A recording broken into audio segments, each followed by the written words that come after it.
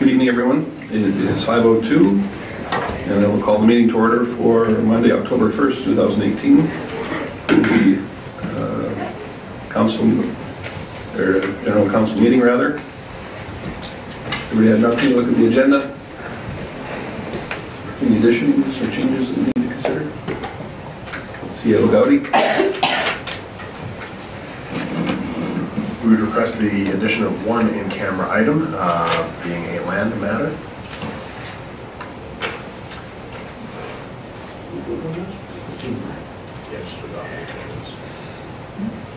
Anything else? Councillor Hibbs? Sorry, not anything to add. I was just going to move that we accept the agenda. As amended? As amended, yes. Very good. All those in favor? Unanimous. Thank you. And for the adoption of our minutes from September 24th last week, any items there that we need to go through? Councillor Hibbs?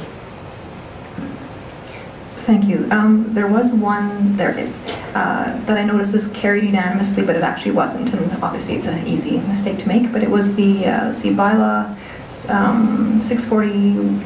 461, third reading to 461. There was one councillor that voted against that, so that should probably be just carried rather than carried unanimously. Okay, being those are recorded, then do you happen to recall which councillor it was? Very good. You're okay with that, Councillor Gullikson? Oh, yeah. Appreciate that. Anything else? If not, someone can move those. Councillor Jacobson? I move we adopt the minutes of September 24, 2018 as amended. Thank you very much. Seeing nothing else, then I'll call the question. All those in favor? Thank you.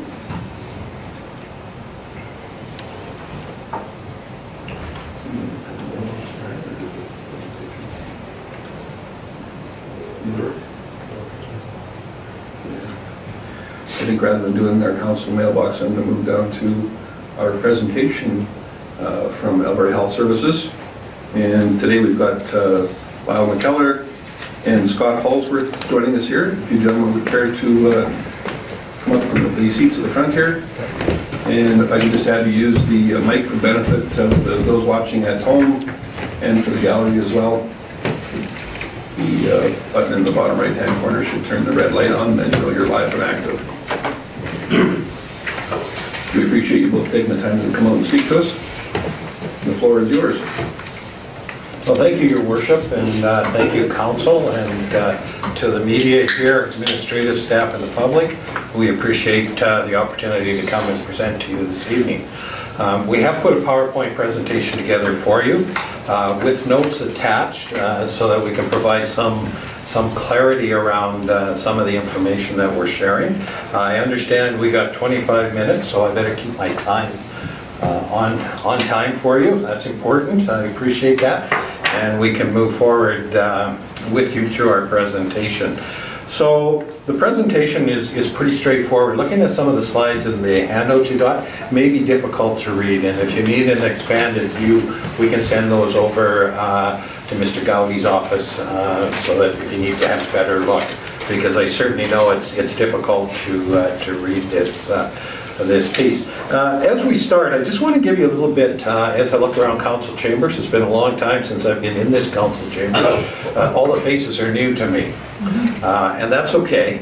Just a little bit about the history of where we've been and where we are. Okay.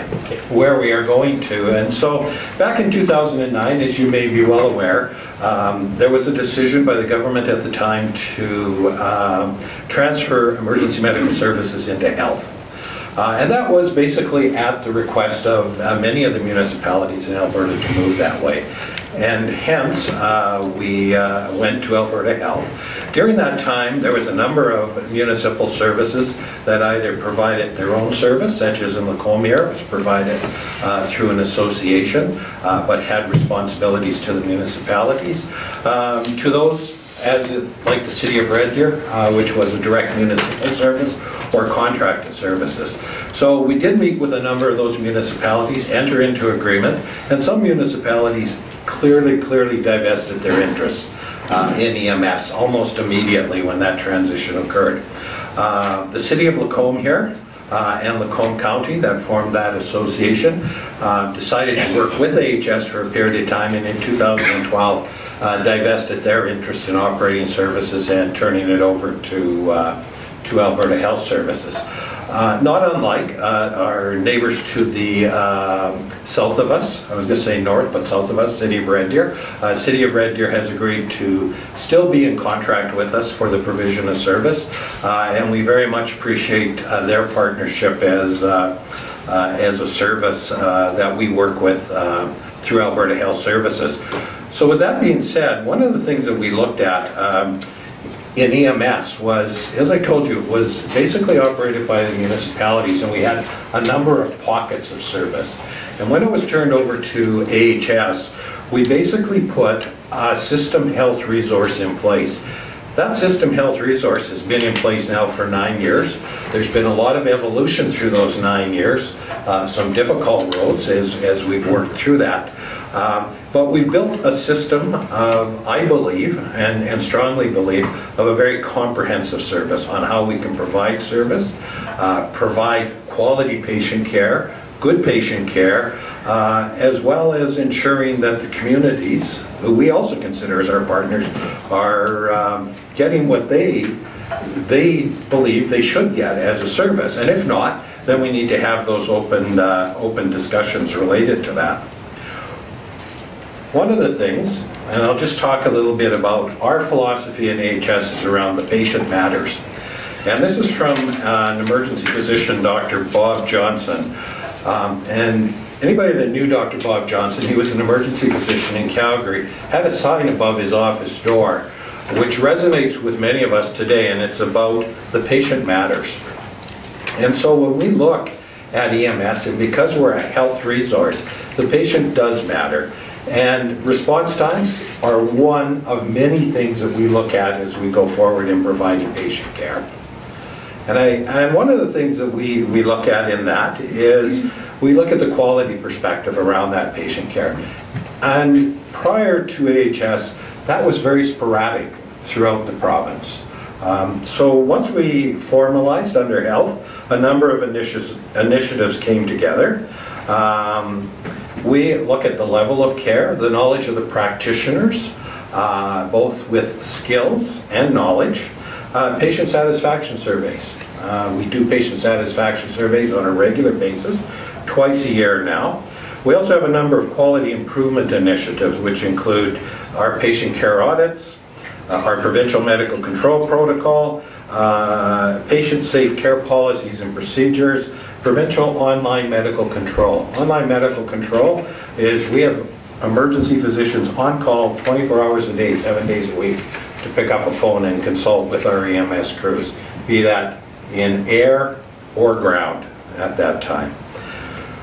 We also have a provincial medical protocol, which I think is very important, which did not exist prior to 2009. It was each independent service worked on their own level of protocol.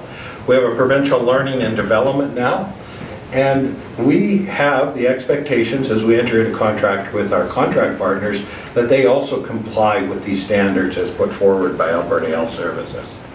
A provincial EMS dispatch, 3 of them, with 4 satellites, Red Deer being one of our 4 satellites.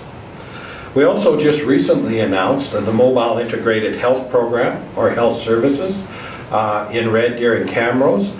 That is what we call our community paramedics. They do come to Lacombe and provide services to our supportive living facilities in this community, and they certainly are looking at expanding that program further to residents that may need some supportive care, but not necessarily an ambulance to transport them. I think the other piece we work for is non-ambulance transportation. We have comprehensive fixed wing and rotary wing. We contract with our partner STARS for our rotary wing services, and we have a couple of other contracts in Fort McMurray and Medicine Hat. And we have provincial equipment and vehicle standards, which I think are comprehensive and some of the best in Canada, if not North America. We are one of the largest EMS providers in Canada when you look at it. We have over 3,000 employees. We serve the entire population of Alberta, which is approximately now, I think it's about 3.5 million. So we are a large organization in providing emergency services. However, what a lot of people are interested in is response times, and why I preface this discussion with a number of things we do is response times are only one component into the quality of care. Most people understand response times. It's an easy item to deal with because it's a number. Okay? While response times are critical, they're not always the only measures we look at when we're looking at patient care. So what we did is I had the opportunity to meet with your Chief Administrative Officer, your Mayor, and your Councillor, Mr. Councillor Ross, a few weeks ago around EMS in the community and share some data with them. I also looked at that data for a period of time, and some of this data is similar to what we shared with them from August 2017 to July 2018. You will note this is specific to the municipality of Lacombe, that we did 2,299 events. And by events, I mean those are calls we've received for 911, which we consider our emergency or non-emergency, IFT, and other. IFT is considered interfacility patient transfers, transfer from the Lacombe Hospital to the Red Deer Hospital. Other are where we may do community standby for fire and or police when those events may occur and they need some type of support. So that is that 2,299 events. And we know the AHS EMS Lacombe resources, which are housed here in Lacombe, which are 2 ALS units, did 1,585 of those events that they did. So what we asked ourselves is how many of those events were they able to respond to the 911 and how many to the IFT. As you can see, 87 of the 911 events were responded to by a Lacombe ambulance. And we also know that 53% of those IFT, or interfacility patient transfer events, from Lacombe were done by AHS EMS Lacombe.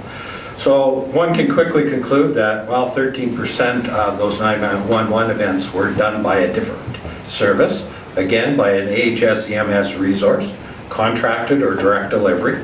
And you'll also note that 47% of all interfacility patient transfers were done by an alternate service in the community. We also know that the Lacombe AHS EMS units in total did, for that same period of time, 3,345 events. And those events are inclusive of 911, IFT, and emergency. Some of the things we often get asked as we go through these events is, well, we've heard that there's ambulances from outside the community in the community providing service. Absolutely there is. That is part of our service delivery model. And in that service delivery model, we have, you may see a Red Deer unit in your community, you may see a Rimby unit, you may see an Eckville unit. And that is part of what we call our system status management or deployment model that we use to respond to events. That is usually the closest, most appropriate available ambulance to respond. So sometimes when you see an ambulance in your community, it's not necessarily that we've deployed one here, but what we may have done is that we may have an ambulance from Rimby, for example, doing a transfer in the community, a call comes in, we may assign them to those events. Scott, you want to take the next slide?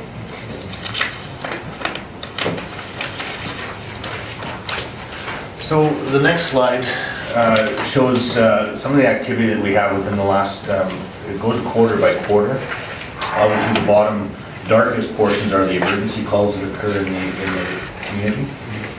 The lighter color of the is non-emergency. So those are the low acuity calls, what we call an alpha or omega call.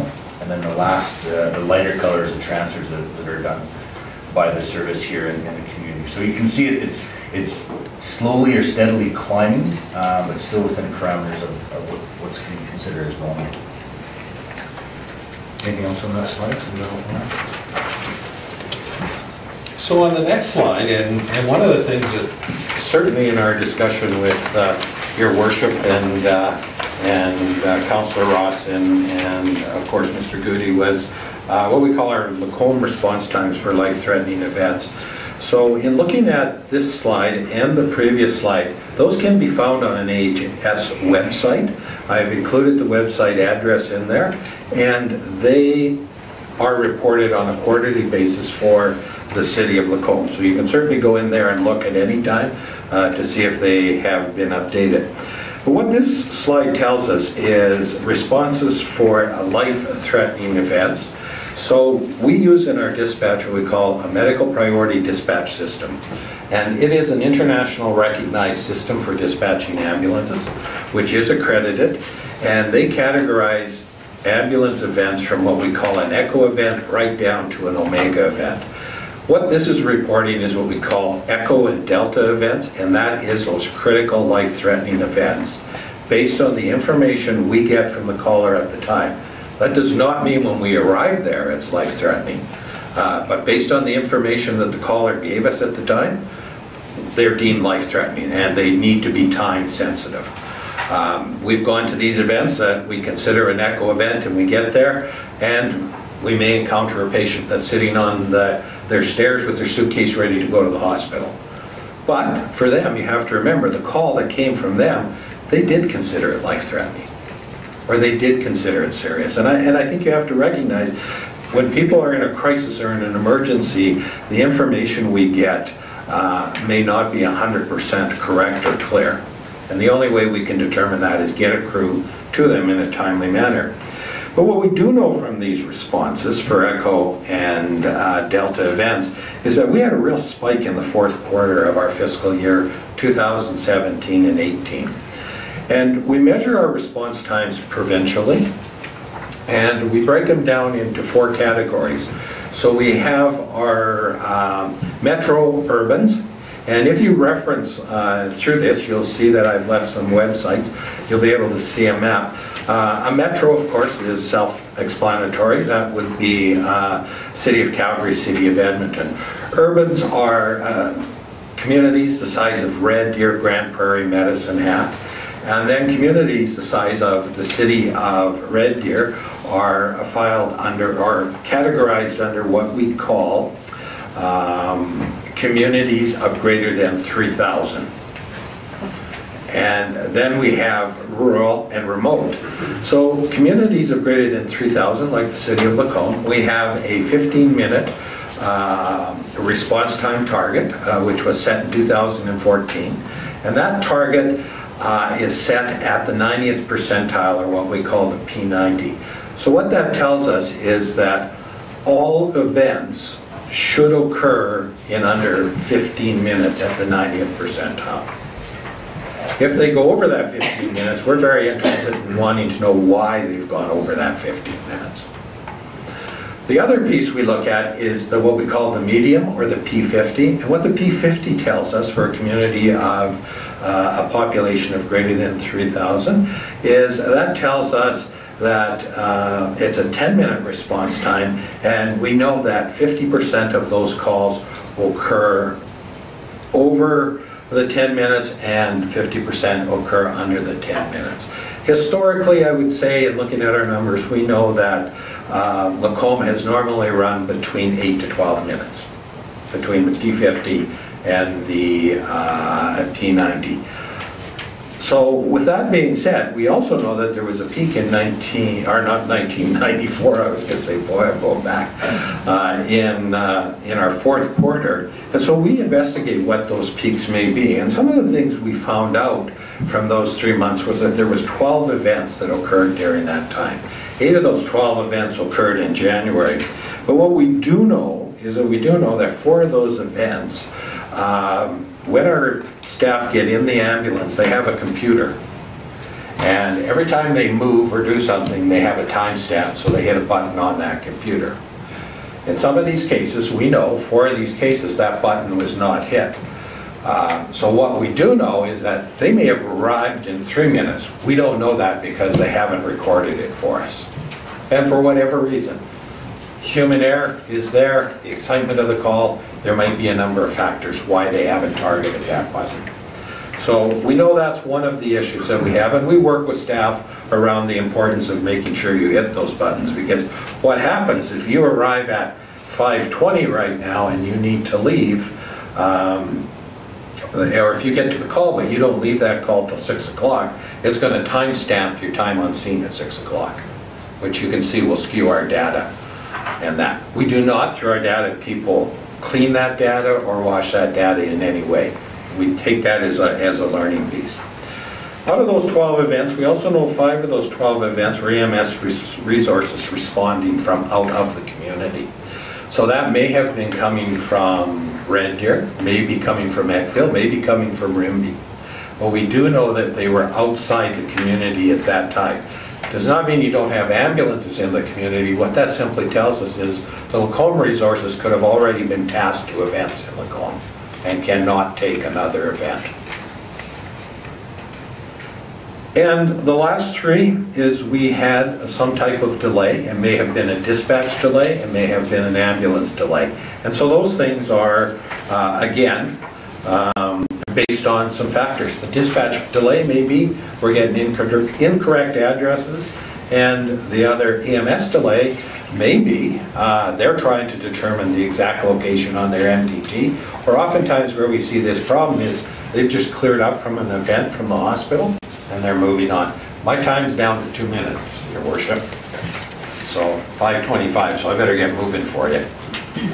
Doing good.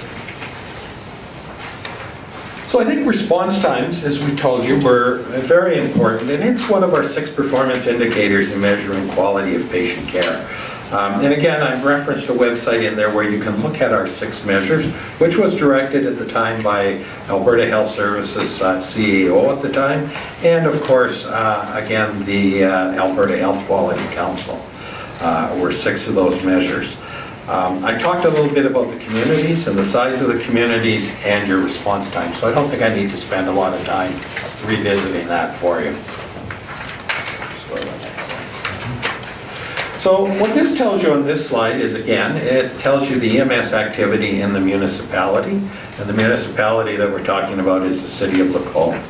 It will give you a breakdown for that 12-month period of the number of 911 events, interfacility patient transfers, and other events.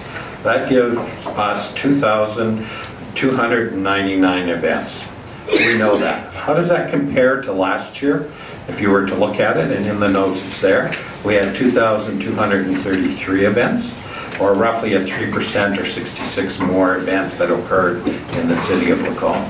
So again, we know the call volume is increasing.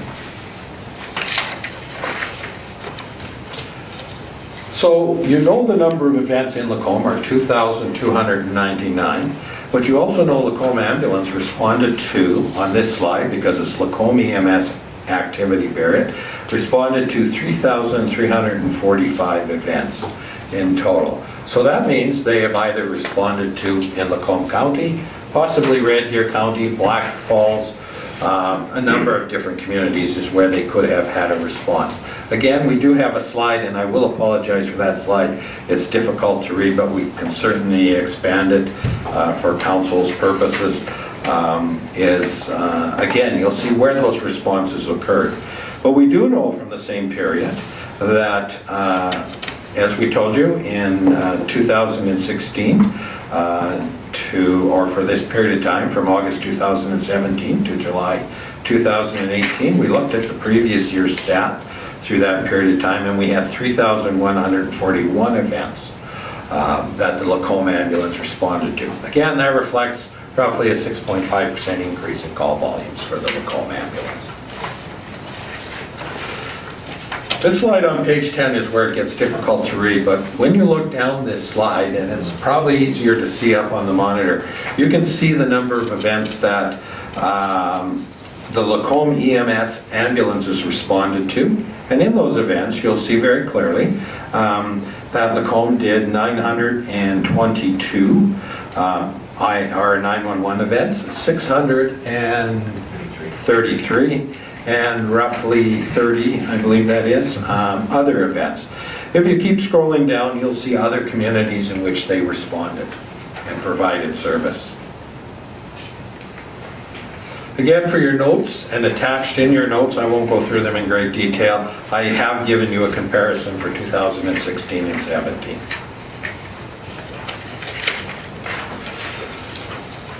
This slide on EMS unit time utilization. As I indicated to you, you have 2 full-time advanced life support ambulances located in the city of Lacombe. What this report tells us is the utilization of those 2 ambulances. And we know that if we took an average of roughly, and looking across there, 29% of the time those ambulances are tasked to an event. We also know roughly 65 to 67% of those time those ambulances are available. We have a section in there on moving, which roughly equates to 5%. That 5% is moving the ambulance, so that's where we may create a what we call flexible deployment and say we need to move an ambulance closer to Red Deer because all resources are tasked there.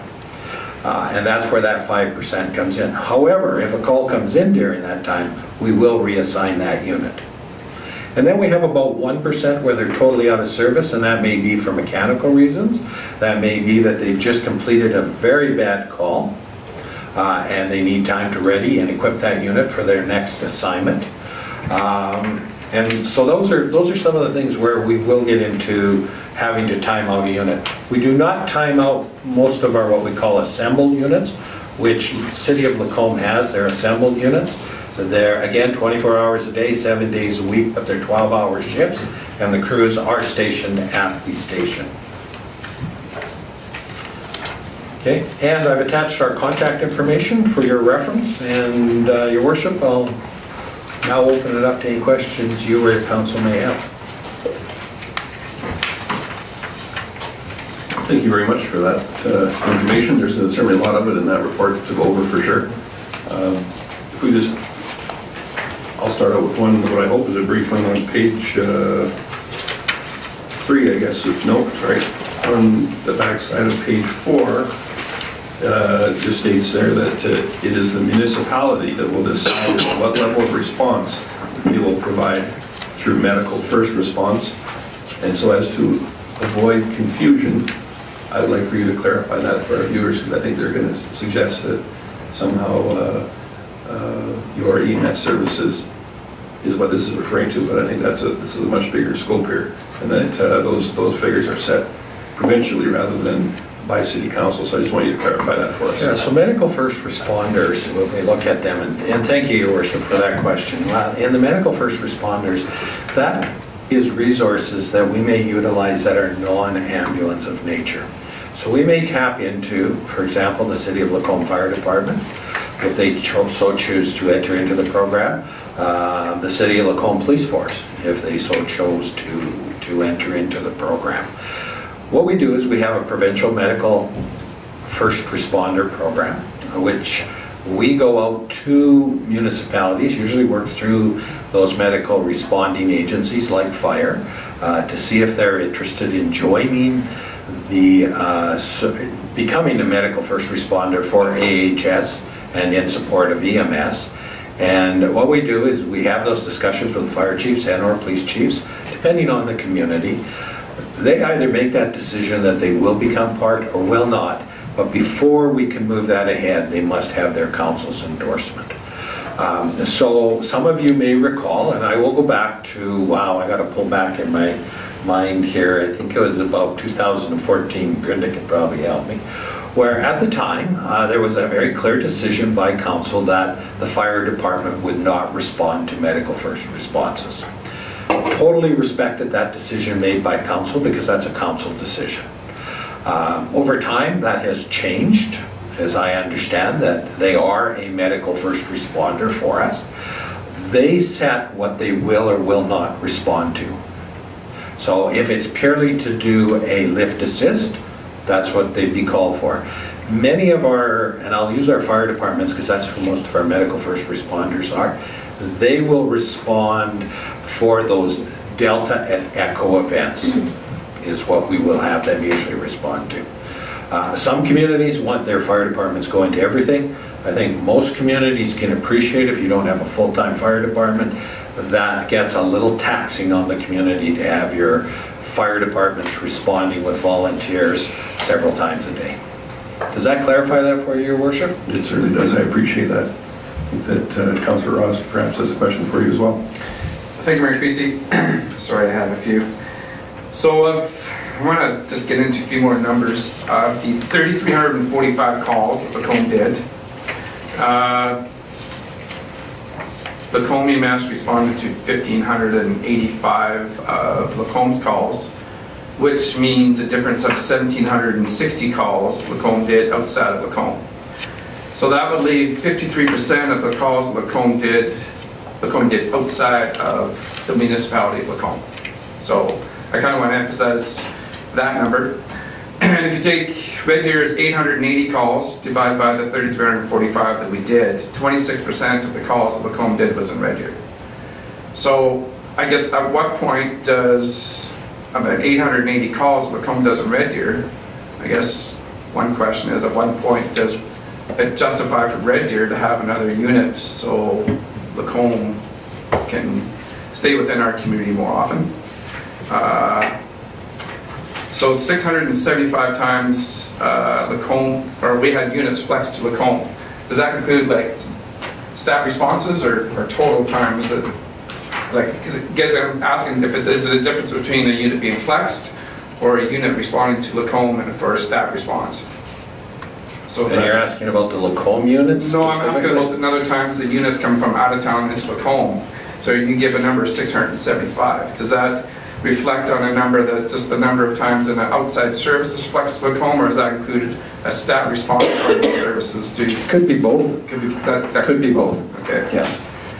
Another question, I guess. Obviously, Delta and Echo calls are the highest priority, but yet a stroke is classified under Charlie response. Is that? That's correct.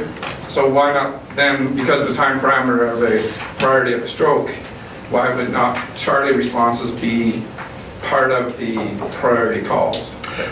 They haven't been categorized as those responses. What I can say, and thank you for that question, is that Alberta Health Services and EMS have one of the best stroke strategies and response times in North America. And that's been demonstrated with evidence for stroke.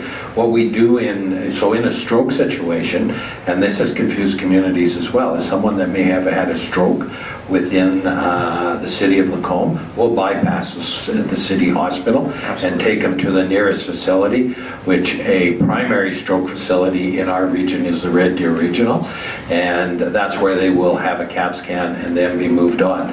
Also, supplement to that around strokes, we have two other initiatives through our provincial protocols. One is trauma bypass. So anybody that's been in a severe trauma event, let's say someone fell off the roof of your building and was severely injured, we will, based on the severity of that injury, bypass the local hospital.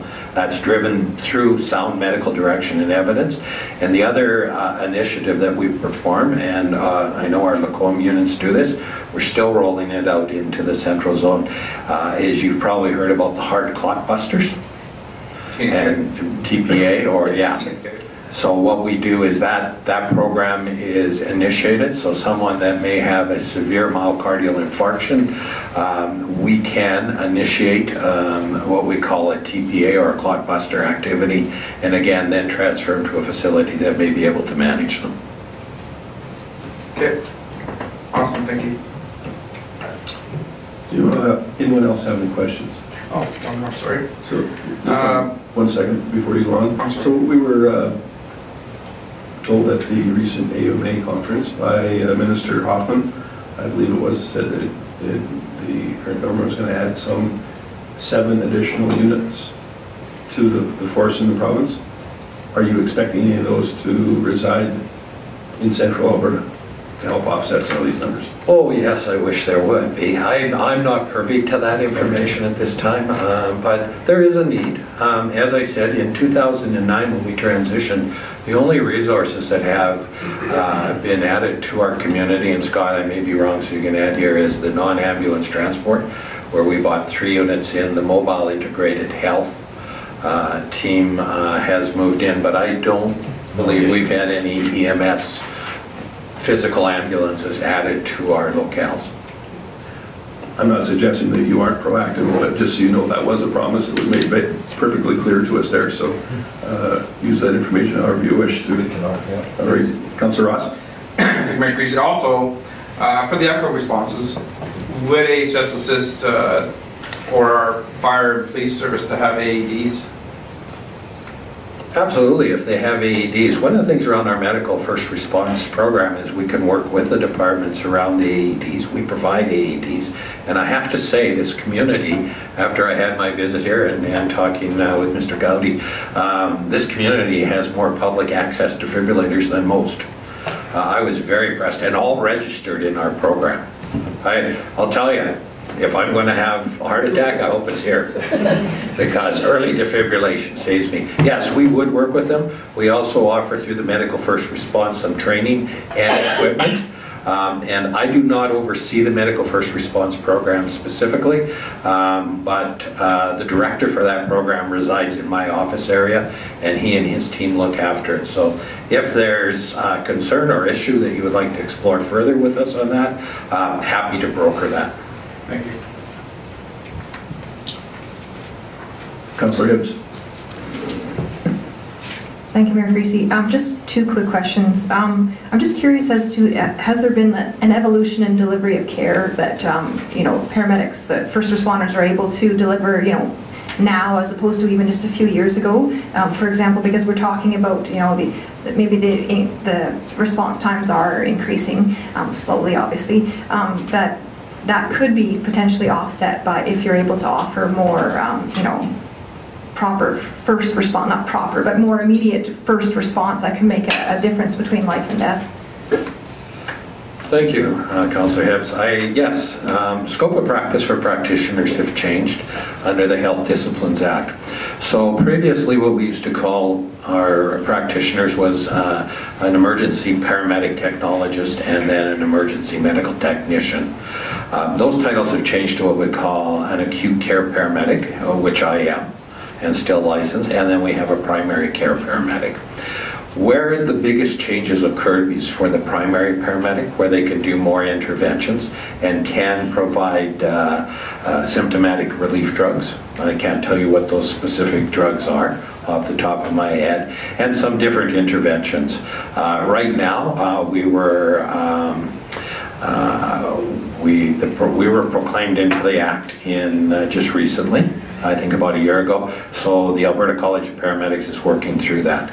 I do know, as I said, the medical directors who oversee our medical protocol in Alberta Health are also now going to review what can be provided and what can't. So that scope is building. One of the things that the minister did, and I think was a very positive thing for all practitioners, is early access to Narcan, particularly for our opioid crisis going on as well. One thing to add, it's important to know that prior to 2009, when AHS did take over the EMS, for all of the ambulance services provincially, there was the same number of protocols used. Since then, all the ambulance services or all the practitioners in the province work within the same medical control protocols. So that's why when we talk about other ambulances coming into a community, what's on the side of the door of the ambulance, it really is insignificant, because you're going to provide the same amount of care and the same level of care throughout. So just that's a little bit more on that practitioner piece as well. So we're kind of running out of time here now. So unless it was a yes or no question, I'm going to have to ask. That would be an indication it was not. I want you gentlemen to know we appreciate all you do for our community, and thank you for shedding a little light on the idea that it's not a situation of Lacombe against the world when it comes to healthcare, that it is a provincial-wide system that we're a part of. And thanks again for all that you do. Appreciate your time. And thank you, Your Worship. And again, if you do hear stories or information, bring them to our attention. The only way we can get a handle on if we're having a very specific problem is to address it with us. You can certainly go through your, Mr. Gowdy's office and deal with it, and I can certainly take the call, or Scott, and it allows us to get a timely investigation versus hearing about it 6 months after the fact. Very good. Thanks again. Very well for me. Well, thanks. And so next up, we have got a presentation from Dr. Charis on behalf of the Lacombe District Music Festival Association. Thank you for joining us here this evening. We'll give you a few moments to get set up there, and then you can take us through your proposal. Thank you.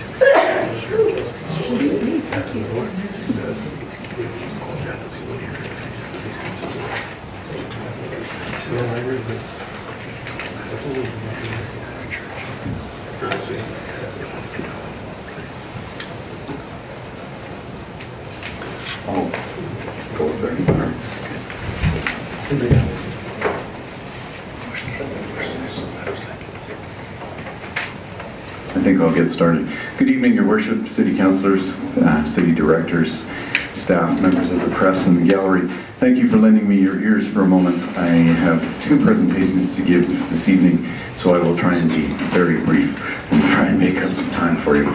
The first presentation that I have is probably familiar to most. If anybody has read the City Council minutes over the last few years, they'll realize that there is increasing pressure to increase the return of investment on the LMC.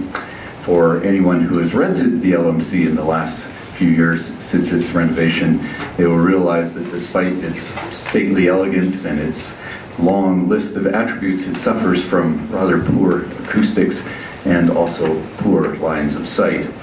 For anybody who has read the press in the last 10 years, they will realize that there is increasing pressure brought to bear on this council to develop a performing arts center in Lacombe. I simply present to you an idea that may link those seemingly three very divergent needs. I have written out the idea rather extensively in the information that is supplied to you, and really have nothing more to add to that other than to present a possible visual representation of what that might look, which might aid in clarifying that report. So if I may, I will head up to my computer.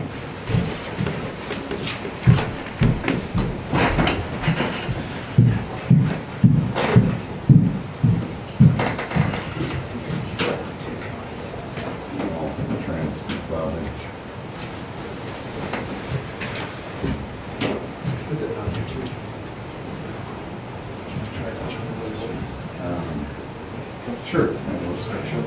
Grand.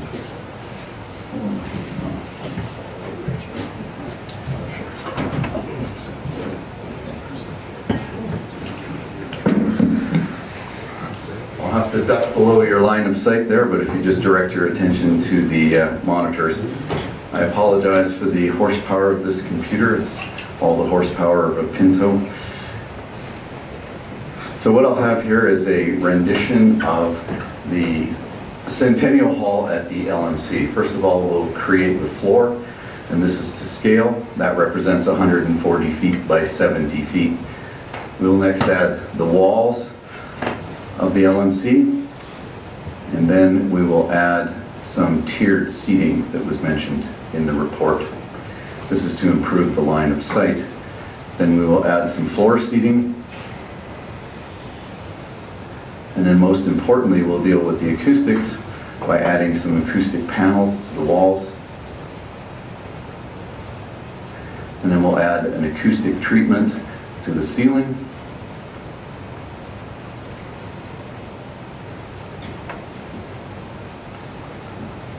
And from a different perspective,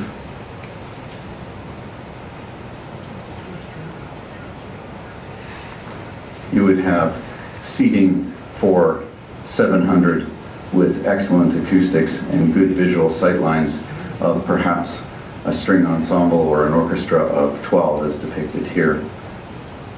Show it quickly from another angle.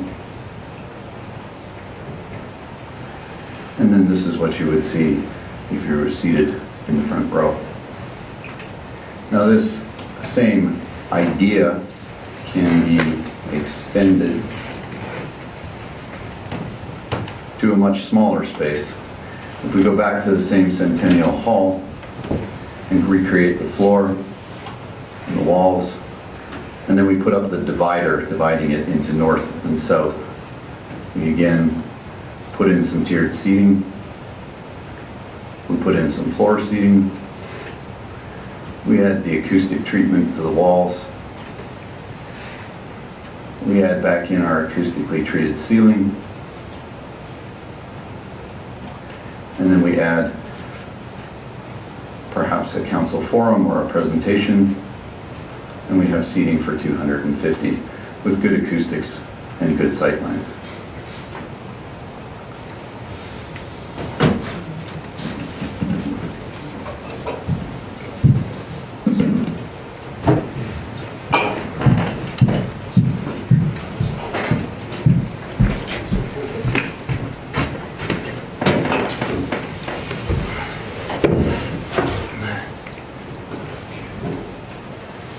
I don't have anything more to say on that presentation. It's just an idea. It's a well-reasoned, well-researched idea, but nonetheless, just an idea for your consideration.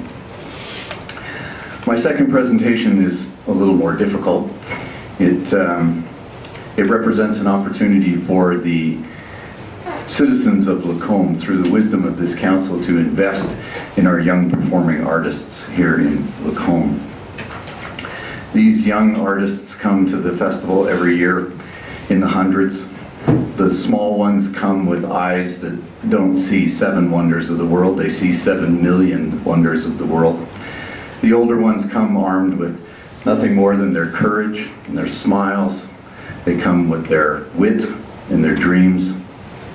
The older ones come with that cloak of angst that only teenage years can reveal. But they all leave the festival gaining. They gain the power to understand expression. They realize that the angst of youth does not have to be manifested in destruction of property, in violence, in bullying, in self-medication through substance abuse. They realize that their emotions and their troubles can be expressed through the power of words, in speech, through the sounds, in music, and through movement, in dance. In short, they find a place to call home. They find themselves valued and their opinions valued. I sit before this council, being a champion for them, because artists are shy, retiring people that normally aren't very good at advocacy for themselves. But I know that this council is also champions for these people. And I know that by, let me give you an example. Recently, this council approved $300,000 for the replacement of 2 playgrounds. And I applaud that decision, for this council had the ability to recognize the difference between value and price, between cost and worth, between need and want. They realized that in a situation of community play is the very engine that drives the sociability of our youth and seeks to render more creative and collaborative communities. It realized that play is the highest form of research for young people. But in the next few minutes, you'll hear about another group of people, 9 well-meaning, kind, learned individuals like yourselves, who heard my plea for the 11 days use of the LMC for these young artists, to give them a home playing field, if you will. And they were fully in support of those 11 days. But then, as should happen, phone calls were made, emails were sent, prices were gathered, costs were tallied, and the cost of those 11 days was presented. The 11 days support shrunk at that point to 4.5 days. And then in another move, where a long-standing relationship between the Lacombe District Music Festival and the city of Lacombe for our use of our grand piano was deemed also to be support of these young people, and so that was factored in, and the 4.25 days got reduced to 2.5 days of support. Now, I don't blame these individuals. It's very hard to stay focused on value and worth when you're dealing with support of an intangible investment for the future of a citizenry or a society. That's a tough call.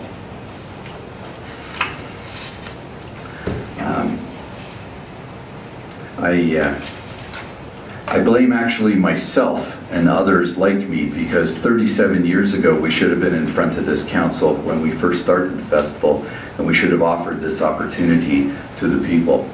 And every year after that we should have come and we should have shown the return on investment for supporting young performing artists and the future of art in Lacombe, but we didn't, and that one is our fault. They say that the ultimate moral test of a government is in how it treats its citizens that live in the shadow of life or sickness, in the twilight of life, the elderly, or in the dawn of life, the young people. As this council deliberates on our ask for these young people, I ask that it stays focused on value and worth, and that if it must go to cost and to price, then the candle of illumination be held just as equally to the cost and the price for not supporting youth as much as it is for supporting them. For in the 20 years that I've been a trauma surgeon, I have learned one thing, and one thing only really, is that once something is allowed to break, it can never be made straight. I know this council will see the wisdom in supporting this and keep our youth, our young performing artists, on the straight path to prosperity and looking after the future of the performing arts in Lacombe. Thank you for your time. I hope I've made some of it back up. And with your permission, I'd be happy to open up and entertain any questions. Very good, thank you for that presentation. And if we have any questions for Dr. Colgrave? Councillor Ross, go ahead. Thank you, Mayor Creasy. So, do you have some collaboration with the CUC in their facilities now, or do you see this opportunity as if it's renovated to be better than the options that are available at Berman or so forth? Thank you for that question, Councillor Ross. If I can deal with the first part first, we don't directly collaborate with the, it's not the C4 group in here, they have an acronym quite long, but we'll call them C4 if that's okay. They deal with a different clientele. They deal with professional artists primarily, although their heart is definitely after supporting young people that we do. We deal with the 3 to 19-year-old group primarily, non-professionals. The venue that they've proposed is wonderful, and I fully support it. It does not offer our group anything that we currently haven't been able to use for free, quite honestly, through the churches or through Berman or somewhere else. It would represent a medium-sized venue for us, and it doesn't really capture the group that I mentioned, that 800 that we currently cannot serve because we don't have a large enough space, which the LMC would definitely satisfy. The last part of your question was asking me, I believe, to juxtapose what they're trying to do with the idea that I put forward and which one would be more valuable?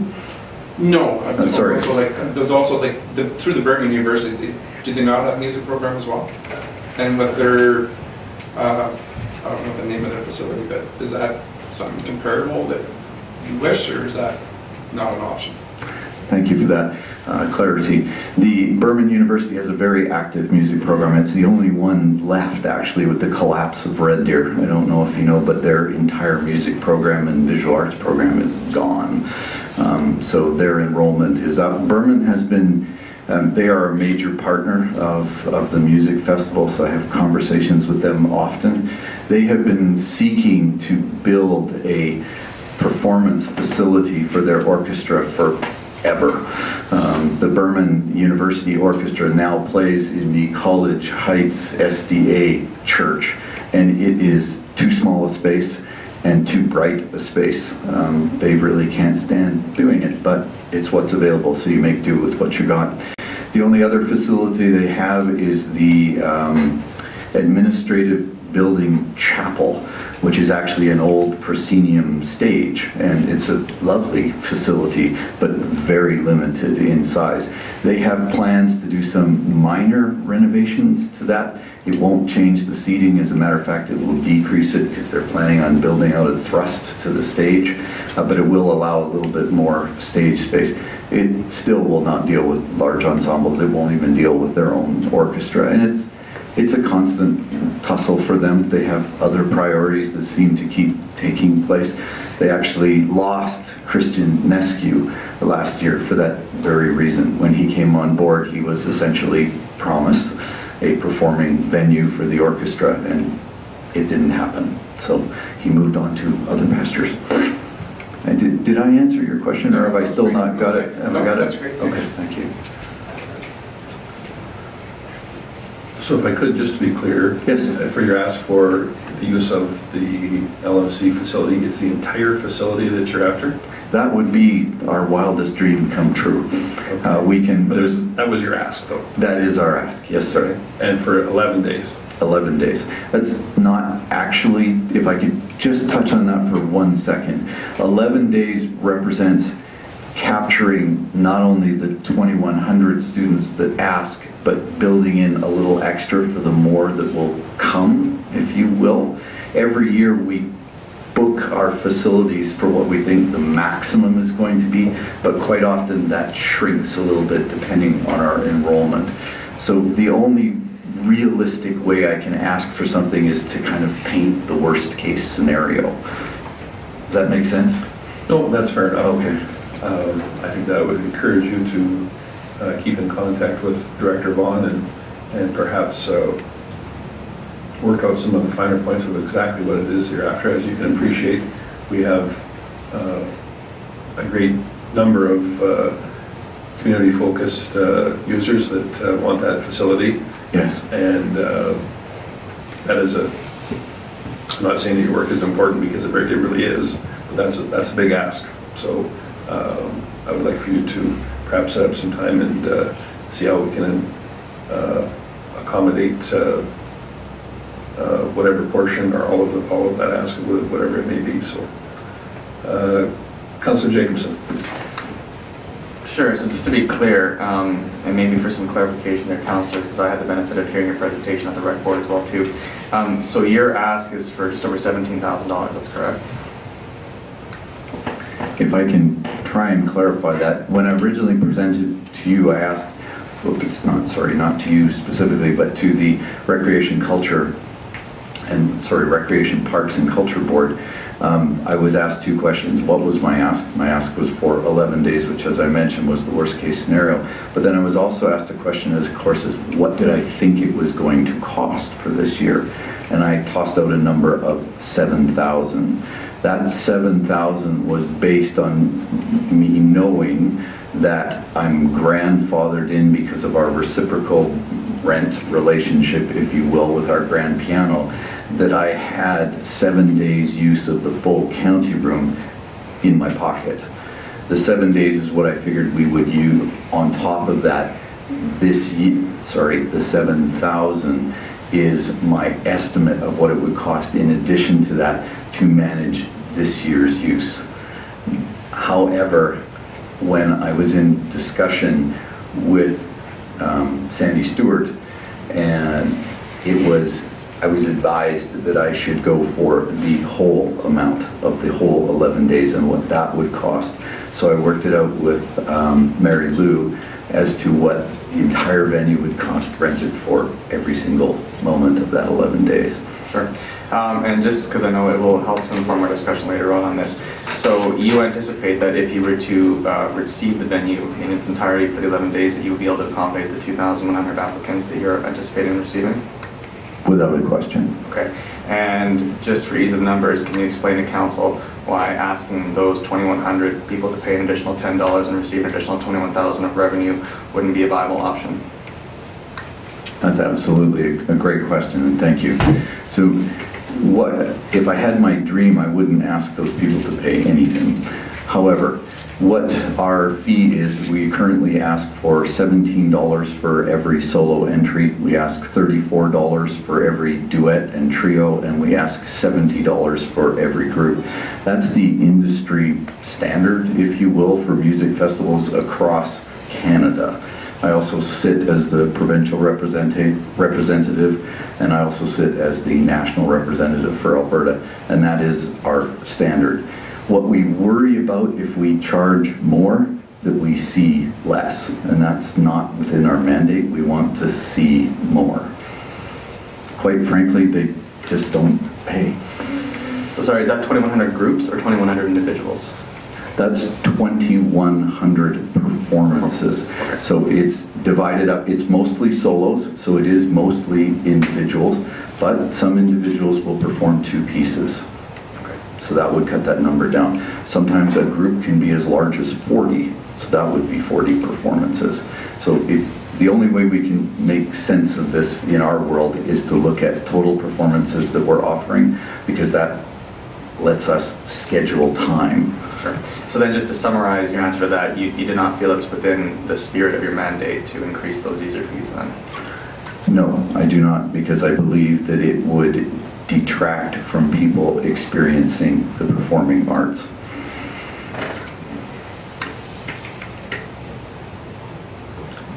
We certainly appreciate all the information you've given us. Oh, we've got one more question here from Councillor Gullison. Sorry about that, Mayor Creasy, a little slow. I just have, the question I have, would all of the performances be at the LMC then? Or would they still be spread around the community? If we were to get our ask, we would have them all at the LMC for several reasons. One is a win for the community, because it gets these performances where people can access them. It gets access to people with persons with disability and movement disorders as well. That's something we can't accommodate in our venues spread all over the place. It gives them a place to call home. It gives us the ability to perhaps live stream our events for those people that can't make it to see their individuals. And we hope that by through exposure that it may become an event-based tourism attraction for the town, being the city. I still do that for the city as a win for the city as well. So yes, we would like to house them all there. We wouldn't like to move to any of the other venues that we've used in the past. Well, I believe this event already is a tourism attraction for the community by grandparents and family coming to watch performances, so I think that already exists. And I would love to see this happen, where we're able to get involved with this. Thank you very much. I was just going to add that I think this festival has been going on in Lacombe for close to 40 years, I believe. I know people like Marge Marshall and whatnot have put in tens of thousands of volunteer hours, just to pick one for instance. But we appreciate all the work that you do, and we'll certainly take that under advisement, and we'll see what we come up with. Thank you kindly. Okay, thanks for coming.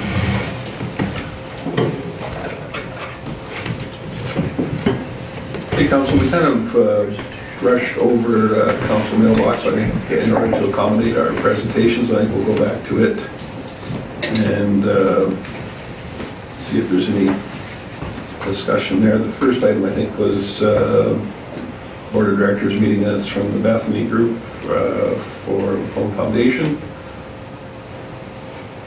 Councillor, if there was any items there that you need to highlight?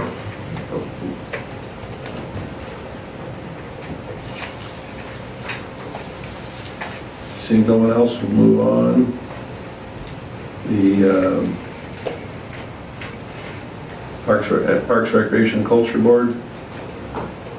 Councillor Jacobson, was there any items there that you wanted to specifically outline?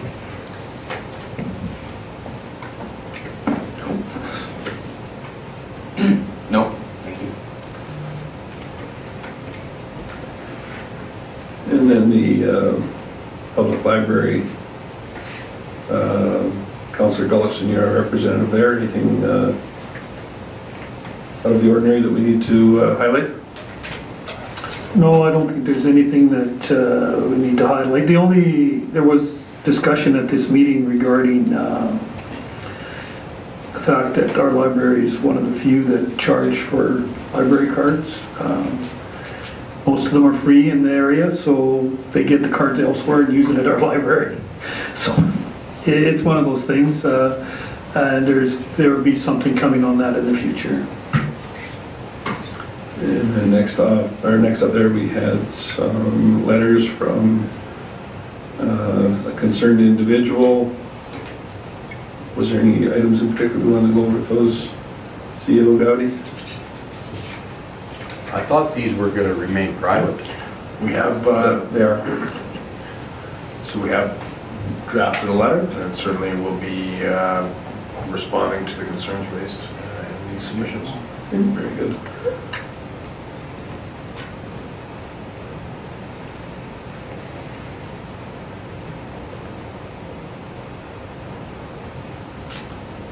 And I'm sure everyone saw the Lacombe Lake drainage letter there as well. That was actually brought in just before our last meeting. I wasn't able to get it on the list, but I think it's important that if they took the time to craft it, we can certainly include it. Councillor Hoekstra. I would like to move that we accept the council mailbox as information. Thank you for that. Don't see any other lights on. All those in favor? Thank you.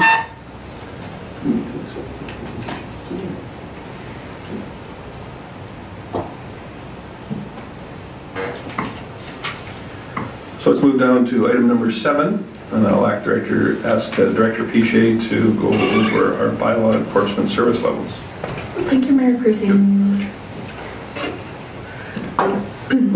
Before council tonight is our bylaw enforcement services review. This was identified in council's strategic plan that we do a review of the service level. And this report provides an evaluation of our current service level that is delivered and outlines the service levels of the activities of our comparative municipalities. Currently, we have two, until recently, we have had two sworn CPOs, community peace officers, level 1, and they were with both provincial and city appointments. We are reviewing right now, or we had reviewed, when we go about replacing the current resignation of our CPO level 1, there was a decision that was made to replace that CPO level 1 with a bylaw enforcement officer dedicated solely to municipal bylaw enforcement. This recruitment is currently underway. One of the things that you'll notice in this report is that the ticketing over the last year has declined dramatically. And this is due to the fact that we had dedicated traffic enforcement officer that was a CPO level 1 with our Lacombe Police Force. That officer would only be able to enter their tickets into our current database for our bylaw enforcement. And with his transition over to general policing, he's no longer entering any traffic tickets into that, and that is what qualifies for that decline in the number of tickets from 2017 to 2018.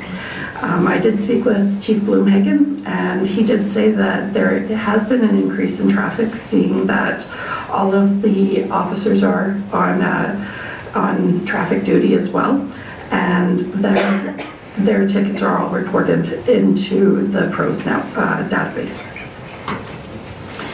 Appendix A of this report provides several tables, and it compares all of the staffing, hours of work, the number of tickets, and the primary duties of enforcement services with our comparator municipalities. To generalize some of the things that you'll see is that the City of Lacombe has 2 members of for LPS or for our enforcement services, and there's only three of all the comparators that is similar or less in terms of staffing.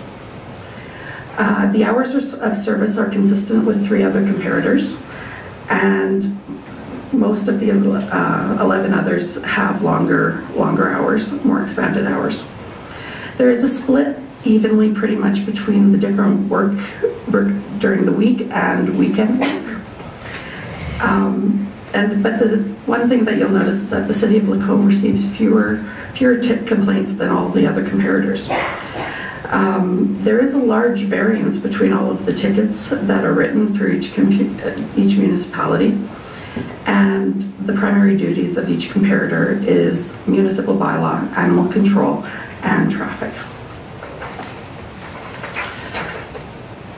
The service level impact of these, there's two common models. There's a compliance model and an enforcement-based model.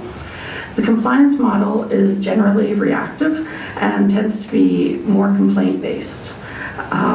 We do a lot more education. We try to get people to comply with what the bylaws are, and there's usually less tickets that are written in this model. This also results in a higher standard, or higher community standard, and a better quality of life in the City of Lacombe. An enforcement model is where we write more tickets, usually on the first infraction. And these tickets are written based on safety, security risk, infractions happening in public properties, and just more enforcement after we're doing a lot of education on items. Common examples of these are parking violations and dogs at large. It is important to note, though, that this is usually at the discretion of the bylaw officers, and as they usually use a combination of both compliance and enforcement to which is appropriate to the situation. We have set out a few different options as to what you could look at. These are just for your consideration and to give some direction. The first option that we looked at is adding another member to the service. The average cost of one member, and this is all of our budgeting numbers on a yearly average, is $145,000, and that'll include everything from your wages and benefits to your office supplies, fuel, insurance, all that sort of stuff. But when we add a new member to a service like this, there are startup costs, and of those costs, it's usually your vehicles, your communication equipment, your radios, computers, all that sort of stuff, uniforms, and that'll be approximately $61,000 for that option, for the startup. The other option that has been suggested a few times is amending our hours of operation. There's different ways that we can do that. We can have it where throughout the week we extend our hours, or else we can do weekend work. Unfortunately, with only the 2 officers, we can't do both. So that would be a consideration there. There will be some potential shift differentials if we're doing outside of our normal working hours, after 6 p.m. and before 7 a.m. And any weekend work, so it's $1 an hour for shift differential. The third option, of course, is anything beyond our regular hours of service to work with our Lacombe Police Service, getting them to do some of our backfill in that sense.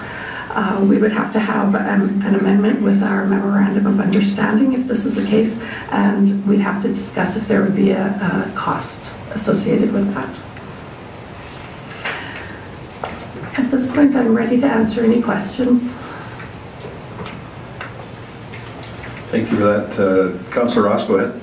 Thank you, Mayor Casey. So, first of all, I've heard nothing but positive comments towards all your staff and yourself as your relationships with LPS and so forth. I guess first question is, I think a lot of our citizens want some offset hours so that we can demonstrate more enforcement. For example, if you're go 6 a.m. till 3, or offset your hours So there's some evenings and some early mornings. Not the same shift work, but at least to demonstrate that. Can we do that with our current two? Yeah, absolutely. We would create shifts for them to start early and overlap part of the day and then end it in that sense. Our current member who's still here with us, he is aware that there is a potential of changing of shifts when he was hired, so there's no issues there. Councillor Jacobson. Do you have like just a real broad breakdown on how that $145,000 a year, shakes out? I do. It's really just, I don't have it with me. I did create a spreadsheet on that. But it is basically, I took our operating budget and broke out what would eat, like what line items, and so you're talking your training, your insurance, the travel, the fuel, any certifications, even office supplies. I do have that, and I can provide that, but basically on a per officer basis, what they would be attributed to, and that's where that cost comes in. Thank you, Mayor Creasy. I have one more follow-up. I'm just kind of curious to know if you have the information handy, or if you could get it to me then, what the financial implication would be if we move to a 3-officer system, but just all bylaw enforcement officers, as opposed to, because I believe we have, is it CPO2 or 1s right now? We have 1 CPO1 right now, and we're recruiting for a bylaw enforcement officer. Okay. But in our budget our approved budget, that's for 1 CPO1 and 1 bylaw officer, or is it 2 CPO1s? For the 2018 budget, from last year, it would be for 2 CPOs, Okay. 2 CPO1s. Yeah. I mean, because I'm just curious to see what the numbers are if we switch to 3 that were simply bylaw as opposed to some combination thereof, just again to inform discussion anyway. Sure, thank you. Councillor Rustrup. Thanks, Mayor Creasy. I was sort of intrigued and kind of confused a bit by the comparative communities. So when Cochrane has 8.3 positions, they must have a different philosophy behind why they have bylaw officers. And so is this still helpful to you when you were looking at it? Because when where does it also say they gave out 3,200, well, they had 3,200 complaints. Anyhow, I just was a bit, I don't feel like they're a comparative community, if that's fair.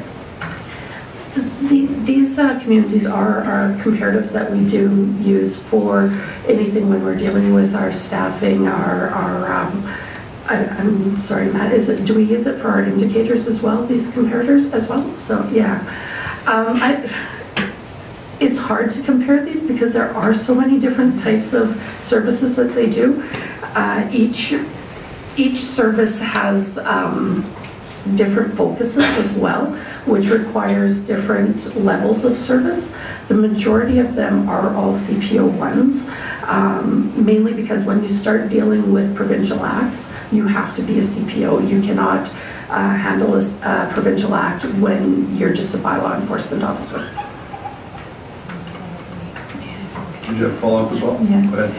So is it fair to say then we are different because we have our own police service? Because now I'm pulling out Sylvan Lake too. I mean, Sylvan Lake is a very comparable community to us. They have 9. So are they kind of filling in the gaps where our police service does that? There is definitely a difference when you have our CMP versus a municipal police force. One of the comparators that you can look at is Charis. They have their own municipal police service, and they only have 1 CPO level 2, but they work very, very closely with their police. Actually, they work outside of their police, or out of their police office in that sense. Sylvan is a little bit of an anomaly, mainly because they have so many seasonal staff. In the summer, their community grows exponentially because of all the tourists. think our CAO had some input as well. Actually, Director Piché brought up that a 3 bylaw officer model or an entirely bylaw officer model would not allow the city to regulate provincial. So it would change the service a little bit.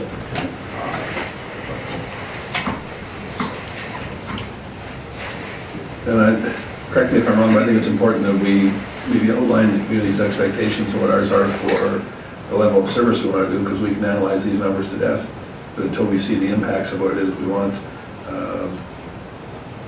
I've heard that we want to have some expanded hours and perhaps some coverage on weekends. Anybody can step in if they want to correct me from there, but I think that that's something that we need to consider rather than we don't need to decide tonight precisely how many officers we have or what kinds that they are, just on what our expectations are, and then we'll let our administrative team fill in the gaps and figure out the numbers from there. So, Councillor Ross, go ahead. Thank you, Mayor Creasy. I think I also want to reiterate that we now have a community liaison officer with our police service that I've been hearing nothing but positive. As well as Carl Matthews and Keith being in the downtown business community, going over our council bylaws of the marijuana and the smoking bylaw and asking if they have any concerns, and they've been explaining the bylaws, which I think is absolutely great. So that interaction, I think, has been significant and it's been well received. So yeah, I just think that's something to mention too as well. Thank you. Councillor Gullickson.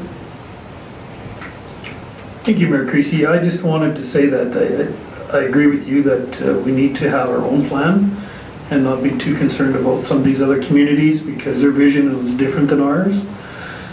Sylvan Lake is a prime example. I think they only had 900 complaints and over 3,000 tickets given out by their bylaw officers. So it's not complaint driven, they're proactive and they're out there giving tickets. So I think we need to get our vision straight first and then make that decision.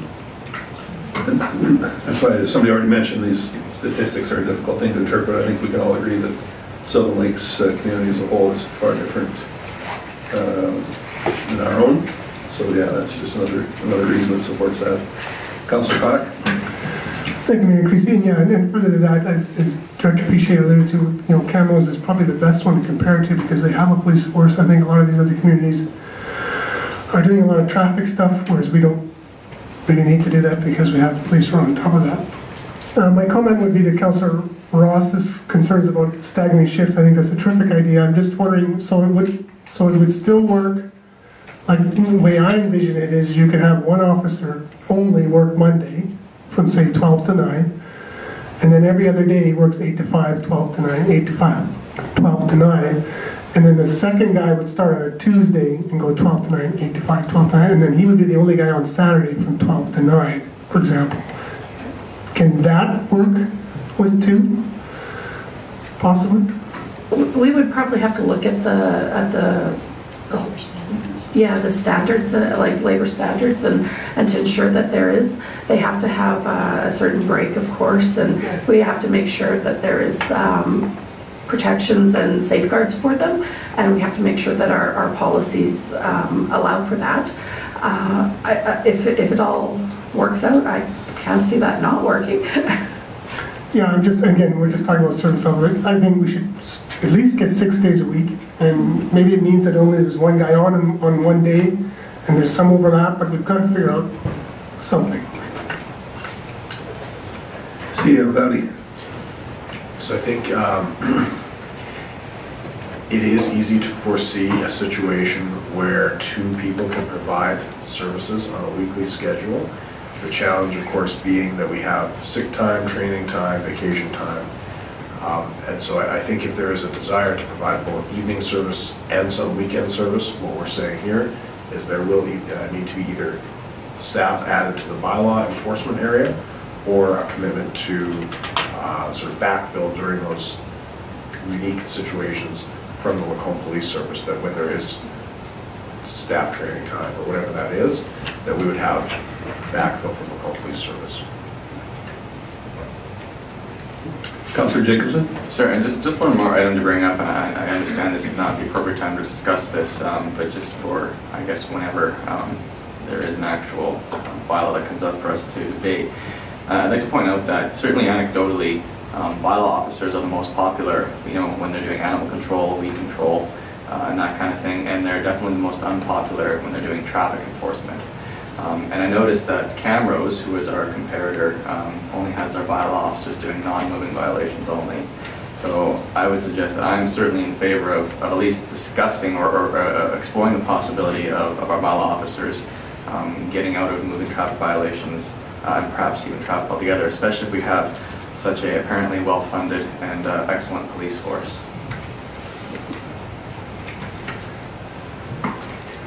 Go ahead, CO Gowdy. So I would just say that traffic includes parking. So the moving violations make sense, but parking, I think it would be better to have bylaw providing the parking infraction enforcement rather than LPS. Jim. Councillor Connick. Thank you, Mayor. Just to follow up to CEO Gowdy's comments, you're saying we need more people. If we stagger it, yet how do we do it now when we have 2 people? Like if there's holidays and training, we're not hiring more people now. So what's the difference if we're just changing their hours? So we only work the 5 days right now. So if we're providing 6 days with additional hours on every day, then... But I'm suggesting that either officer still only works 5 days. It's just they're just starting 1 day later. Right?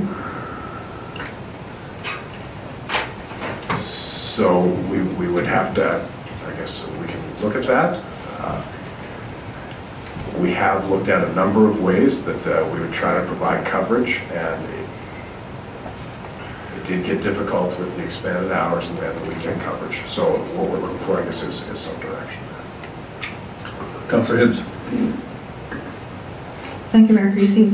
I think it's also worth considering that perhaps we don't need to stagger the 2 officers, that they could actually work at the same time currently as how they do. I just would suggest that the hours of work would be necessary to change. So I do understand that a number of tickets, parking tickets in particular, are written in the morning, particularly around the high school. However, if they're badly parked first thing in the morning, they're probably still going to be badly parked at lunch. So what I would suggest, perhaps if it's really a significant sticking point, is that both officers would then just start a little bit later in the day, so that we're not keeping bankers' hours, we're keeping hours that are more practical for dealing with when complaints are made. When you have parking issues on residential streets, quite often people aren't able to deal with that, or it's not recognized until, say, 6 o'clock at night, and of course our bylaw officers have long gone and off to dinner. So what I would suggest is another possibility is considering for coverage is just shifting the entire shift a little bit later into the day. I don't know the exact hours. I'll let administration sort of sort that out.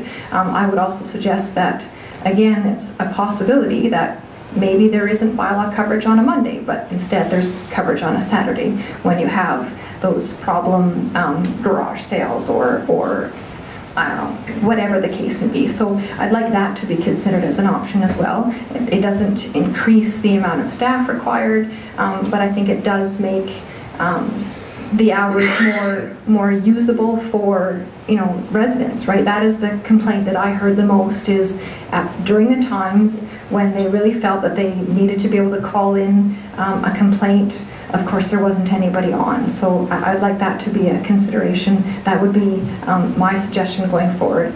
And I do think that at this point in time, even if it's just 1 day of the weekend that has coverage, I think that might be adequate, at least in the short term, and we'll kind of see how that goes.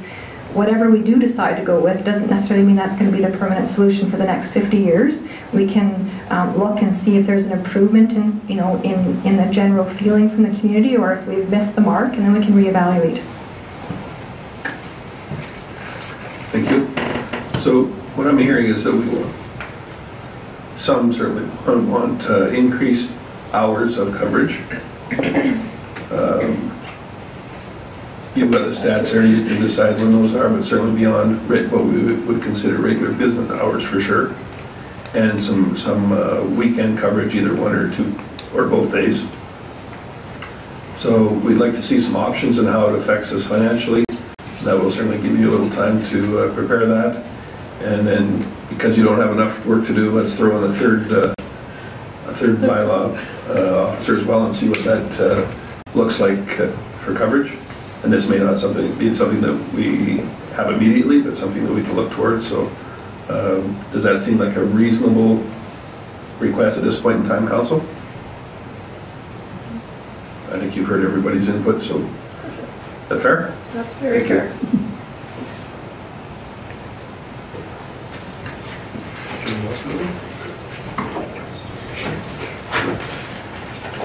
We should probably have Councillor Boucher.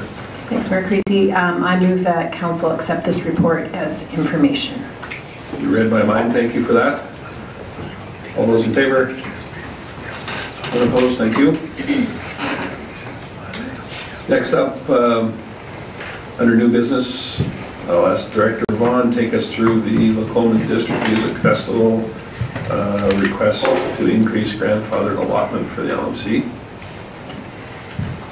Thank you, Mayor Creasy. So following up on Craig Colgrave's presentation, the ask before council is an increase to the facility grant made available to the Music Festival Group. And so just a little bit of background. I thought I would talk a little bit about the grandfathering. We have provided you an inventory of the other grandfathered arrangements that councils have granted over time. And these largely came into play as a result of arrangements that existed prior to the renovation of the LMC as it stands now. And so the groups that were grandfathered in at that time and provided continued free use of the facility for their events included the Music Festival, the Legion, the Rotary Christmas Festival, and then Lacombe Days and Lacombe FCSS. And the purpose of actually accounting for, calculating or tracking this amount of money, there's a few reasons. One is that it indicates the level of support that the municipality does provide to different community groups for different functions.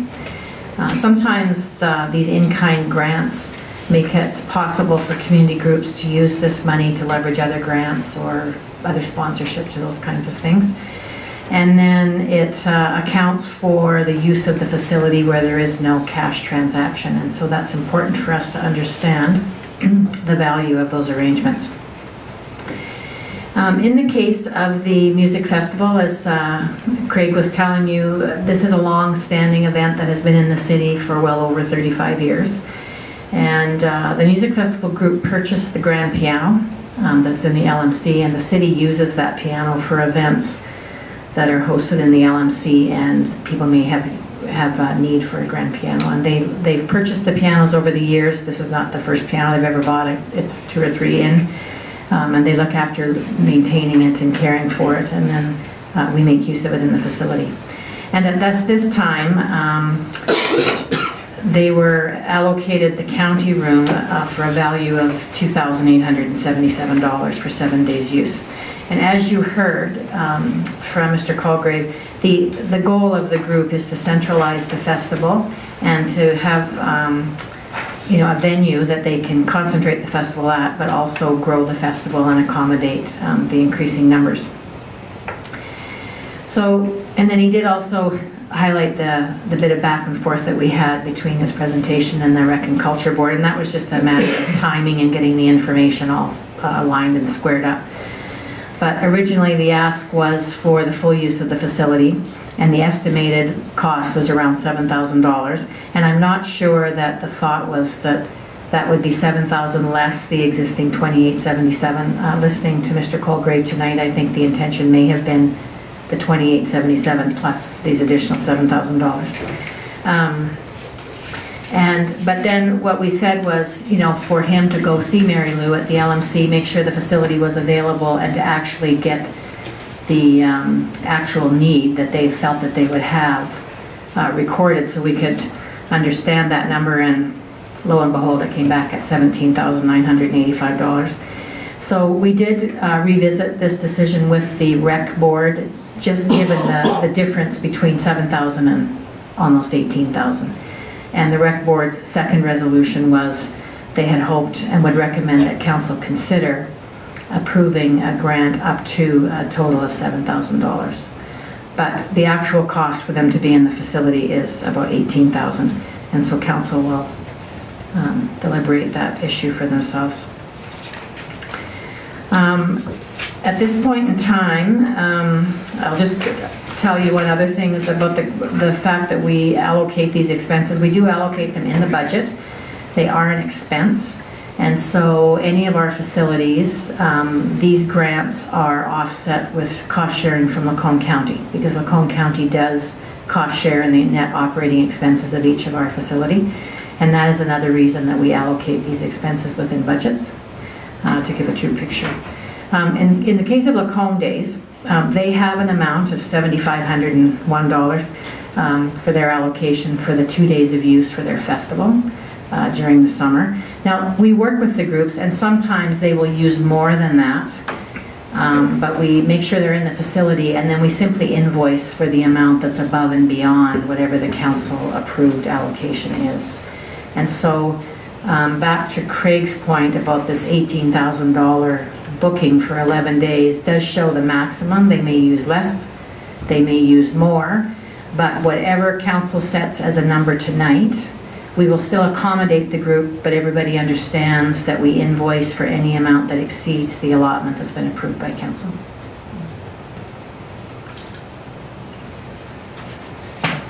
And I would be happy to take questions. So, Director Vaughn, just for clarity then, for the Parks and Recreation facility grant portion, is there funds directed from that allotment to this group, or is this strictly from the council level and it's done automatically, so Parks and Recreation really never sees it? So. These particular grandfathered amounts are not, they are outside of that facility grant. They do not go through the grant. They are an approval made by council, and the rec board does not allocate any funds. Thank you. Councillor Connick. Thank you, Mayor Creasy. I don't know if you can answer this, Director Vaughn, or not, or maybe Craig would need to answer it, but if the Lacombe Music Festival doesn't get their full, so say they only get the 7,000 plus the 2,400 that's allocated right now, or grandfathered now, will they use the LOC then, or will they then continue to use these other facilities if they don't get the full amount? Yeah. Please do. Thank you, Councillor Connick. We would naturally use all of the LMC that we could. The spillover would go to the venues that we currently use. The LMC represents the optimum for our customers, if you will, and so we would try and utilize that to the maximum, and then the spillover, because we don't have the financial reserves to weather a direct bill, we would go back to our venues that we have used in the past. Oh, I see. So if you don't get the full grant that you're after, chances are you will go back to the United Church or wherever instead of using the LOC, is that? No, sorry, I guess I didn't make myself clear, I'm sorry. We will put everything we can in the LMC up to the maximum grant that we have, and then any of the performers, naturally we'll try and accommodate all of the large ensembles, because that's what the LMC is so beautifully geared for. The smaller ensembles, we will put them back in the same venues that we've been using time immemorial. I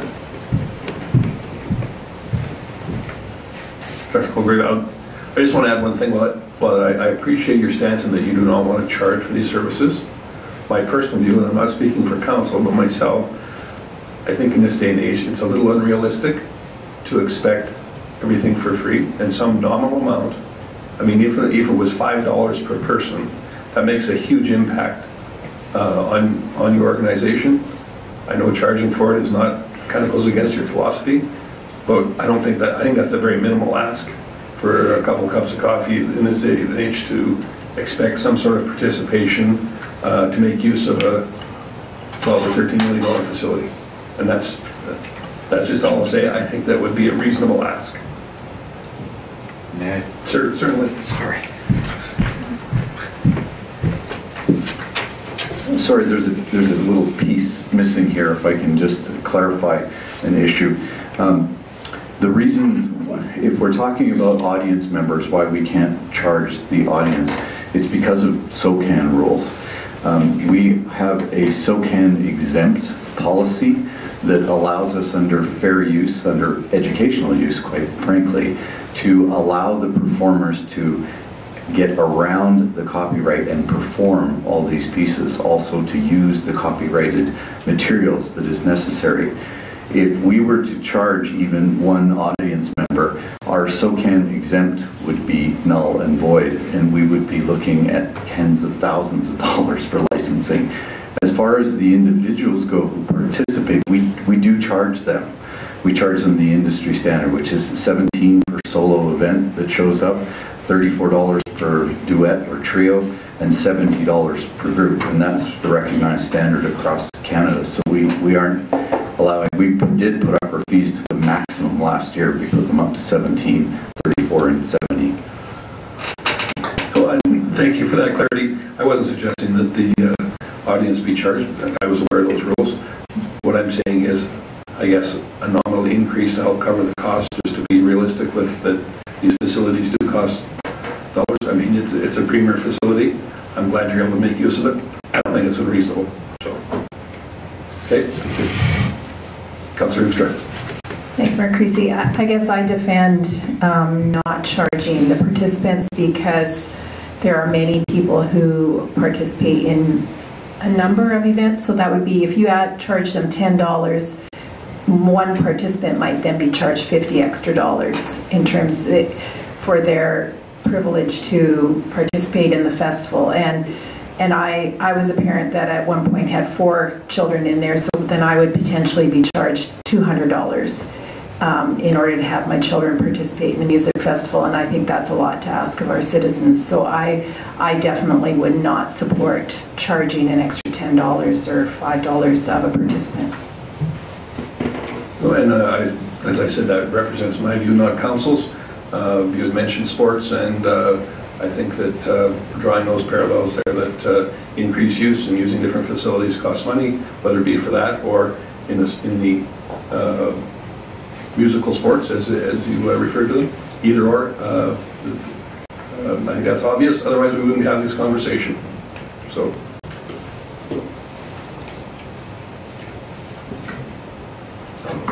Councillor Gullickson. Thank you, Mayor Creasy. Would one way to get around that ask for donations instead of charging? So if people came to the facility, they could make a donation on whether they wanted to or not. I just thought, you're not really charging for the event, it would just be a donation. Also, I have a question about the LMC and how much it's used during that period of time. Obviously, not all of our venues are used all the time. It's not 100% like this would be. So should we maybe look at just charging for what we lose and not what the whole potential for the building is?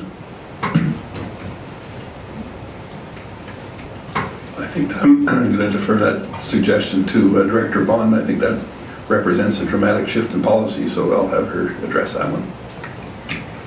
So we have confirmed that the facility is available at this point, and so if it were to be booked by this group, we would consider it booked, and we wouldn't have an ability to tell who couldn't book it because this would be booked in. But we could certainly look and see what past use has been during that month and how the facility's been used. That is a time of year that daytime use is a little slower, but I'd have to go back and have a look at the past bookings. But I would think it's very seldom we have 100% usage of the building, right? That doesn't happen a lot. That's correct. Councillor Ross. Thank you, Mayor Creasy. I completely respect it. Even if it's gift in lieu, there's a budget cost allocation to it. But as a personal advocate for having to, I'd like to see support for those individuals that are in support of the youth, that encourages the youth to contribute to community in a way of either through music or encouraging our support of our nonprofit groups like Big Brothers Big Sisters, FCSS, that keeps the youth active and involved. And I would like to make the motion to direct administration to increase the facility grant allocation for MC rental to a total of $7,000. Councillor Connick. Thank you. Just to Councillor Ross, for my own clarification, so 7,000 on top of the grandfathered amount? Good question. It's your motion. Well, that's what the option, I guess I should ask, my apologies to ask that question, is to Director Vaughn, is that on top of the 24 or? That was the, and I know I wasn't being helpful because I introduced a question into a question, but listening to Mr. Colgrave's presentation, I think his anticipation or hope would be that the $7,000 would be in addition to the $2,800 that they already have. I think that the rec board recommended a total of $7,000. So then, to clarify this, then the music festival group will still go to the rec board for the 2,800, or we're just going to budget a total of 7? Whatever number council comes up with tonight will represent the entire whole grant available to the group. Okay, then I'll leave the motion as stated as number 1 as $7,000. $7,000 total. Thank you for that clarity. Councillor Hoekstra. I guess I would like to speak against that. When you're looking at a total bill of almost $18,000, we are not even giving them half. And I think that when you look at some of these other events that are grandfathered in, we give them more events to Lacombe or more money to Lacombe Days. I think this has equal merit, and so I would be opposed to that motion.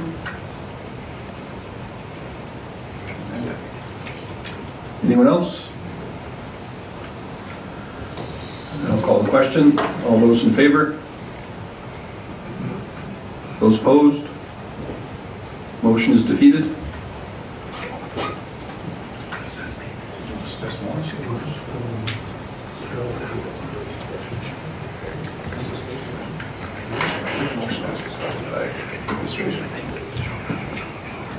Councillor Hoekstra. Mayor Creasy, could I make another motion instead to amend the amount? You certainly can. Not to amend it, but you can make a new motion. Good point. I would like to direct administration to increase the facility grant allocation for the LMC rental to a total of $10,000. Thank you. Councillor Jacobson. Sorry, yeah, I guess I was just going to speak more towards Councillor Hoekstra's motion. I guess the reason I voted against your motion, Councillor Ross, I just don't quite feel settled on the total amount yet, frankly. And I've been trying to draw comparators in my mind, and obviously the big one that comes up is sports. And again, it's very difficult because they're very different structures. I just have to do this. However, generally speaking, we more or less subsidize the facilities for the sports groups. And their usage, and then they are, obviously very responsible for their own, fundraising, for their fees. And while it is certainly pointed out to great effect that we heavily subsidize those facilities, I don't think anybody's going to suggest that, hockey parents don't cough up their fair share of dollars to play.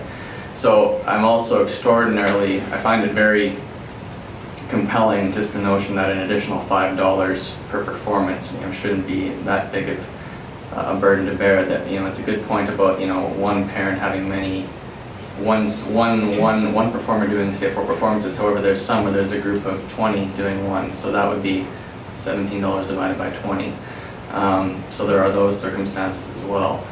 I would frankly like to see. So I more or less support your dollar. I think that's a good. I think that's a good compromise, Councilor Hoekstra. But frankly, what I'd like to see is next year, I would genuinely like to see you raise your fees by $5 and then come back and report to see if you have indeed seen a decrease in users. Because in fact, if your numbers haven't decreased, then I would obviously the market for performing in the festival would support that. However, if you do, because I would genuinely like to see this all in one event. I think you make a very compelling case for that. And I agree with all your reasoning about making a showcase event for the city and all that. And I would like to see those user fees raised to cover whatever deficit is not covered by whatever is voted for here. And I'd like to see a report back in a year's time and give us those statistics. And if in fact you see a massive drop off, you know, I would then be looking at, I would certainly be willing as council to reconsider the funding for that. But first I'd like to see that. So I'm generally in favor of your proposal, you know, with those thoughts. Councillor Connick. Thank you, Mayor Creasy. I would support Councillor Hoekstra's motion as well, and Councillor Jacobson's thoughts as well. I don't know if maybe $5, but even just a general increment, maybe it's only $2 next year, and the year after that another $2 until we get to a level where you're covering that difference. I think, as the mayor alluded to, we need to maybe try to bump those fees a little bit. So, thank you. Councillor Hoekstra. Thanks, Mayor Creasy. And just for further clarification, it can't be compared totally to sporting events because you can charge entry fees to sporting events, which this event you cannot charge entry fees. And let's not forget too that sports parents pay for their children to play hockey or whatever, but music parents also have made that payment for lessons all the way along the way too. So it's not like these music parents or music families aren't paying. They already are paying the $17 and whatever else that is included there. But hey, you can tell I'm very much in favor of this. Councillor Hibbs. Thank you, Mayor Creasy. I too will plan to support this motion. I think these gentlemen on either side of me have stolen most of my comments, but I do want to make one point, is that very recently, a few months ago, we did pass a motion to essentially do the same thing where we're providing an allocation that was $7,000 for the Allen Cup coming up. So really, you could draw some parallels there. So I really think that this is something I definitely want to stand behind. I'd like to see where it possibly could go. I think it's a good compromise. It's certainly not the full almost $18,000, but I like the direction we're going here. I'll definitely be watching to see what numbers look like and what the community response is, but I think it will be positive.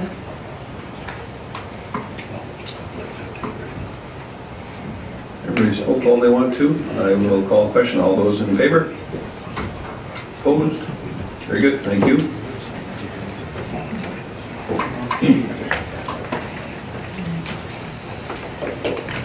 So the next item up, Director Thompson is going to go over the Charis design guideline variances.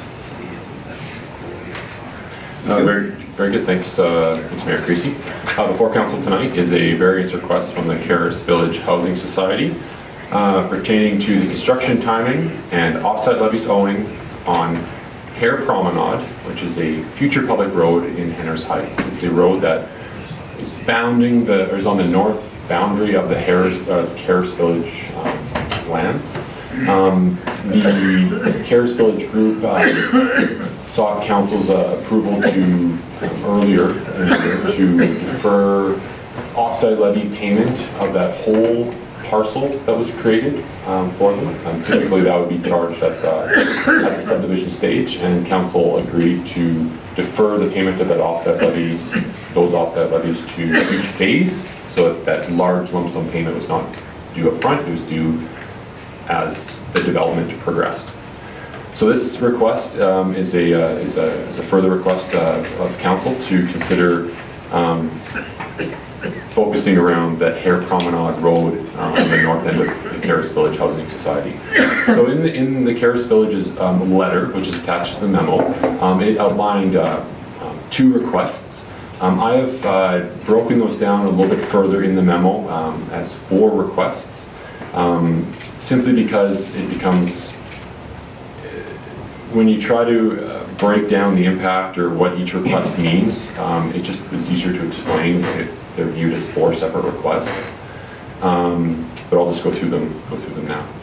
So request number 1 being facing the offset levy payment for the area described as Hare Promenade, 1/3, 1/3, 1/3. And so what this means is Hare Promenade, which is not an offset levy funded project, consider it just part of the development. It is not required that road be constructed up front.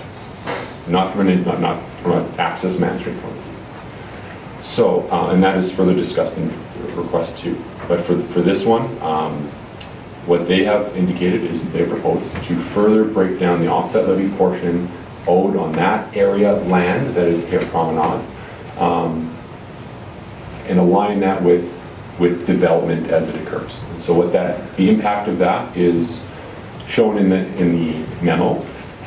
That results in a nearly $50,000 less payment with the development of Phase 1A, but then it is made up in Phase 1B or Phase 1C, D, or E, whichever is developed first. And so at the end of the day, there's net the same amount given to the city at the completion of this development. It is phased over time. And so administration does not have any objection to that, and a recommendation is to approve that request. Request number 2, regarding the construction of Hare Promenade. So as I indicated earlier, the actual construction of Hare Promenade is not required as part of the Phase 1A development of Charis Village. The developer has included a secondary emergency access in their development to Scenic Trail to provide that second access in the event of an emergency or some sort of access issue at the entrance of Charis Village. And this would allow emergency services into the development as well as the evacuation of any residents out of the development in the event that the primary access is not available. So again, the access to Hare Promenade, or access to Charis Village from Hare Promenade is not required until phases C, D, or E, whichever is developed first. That would be the trigger point. And so administration's recommending the approval of the deferral of that construction in the Hare Promenade.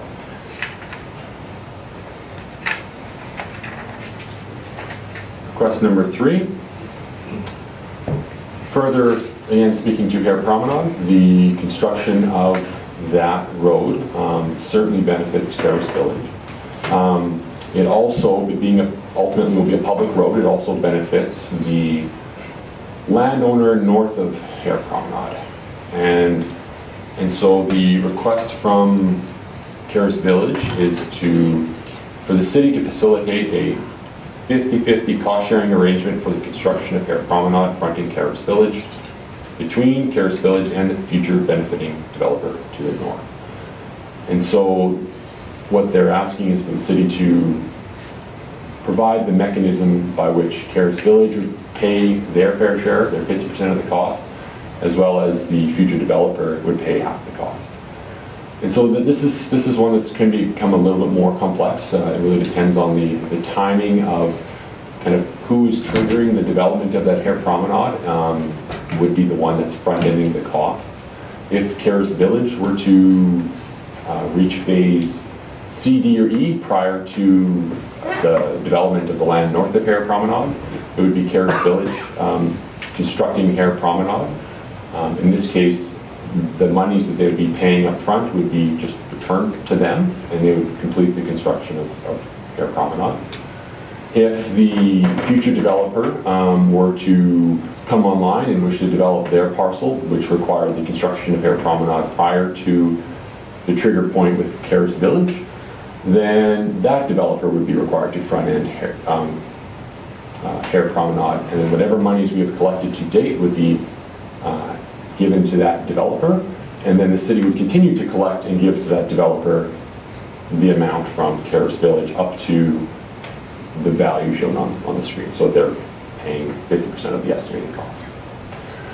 And so this one is a little bit more complicated. It does involve endeavors to assist arrangements, which is something the city is familiar with. And administration, though, does not object to this request. It's something that can be accommodated, and so we are recommending council direct administration. Okay, sorry. With that request also comes with phase 1A, 1B, and 1C, the requirement for the city to hold in security half of their value as they develop. And so as Charis Village develops, the city would charge or collect a security that will sit with the city until such time the trigger point for Hare Promenade is met. So that the money is being collected as development occurs, and it's not a large burden on the latter phases of the development. It's been kind of factored in along the way. And so the recommendation from administration is that administration collect additional security and establish endeavor to assist agreements between Charis Village Housing Society and the future developer of lands north of Hare Promenade to facilitate a 50-50 cost share for the construction of Hare Promenade. And then finally, the last request is regarding the development agreement security and development permit deposits for Phase 1A to cap those deposits to $200,000. The developers provided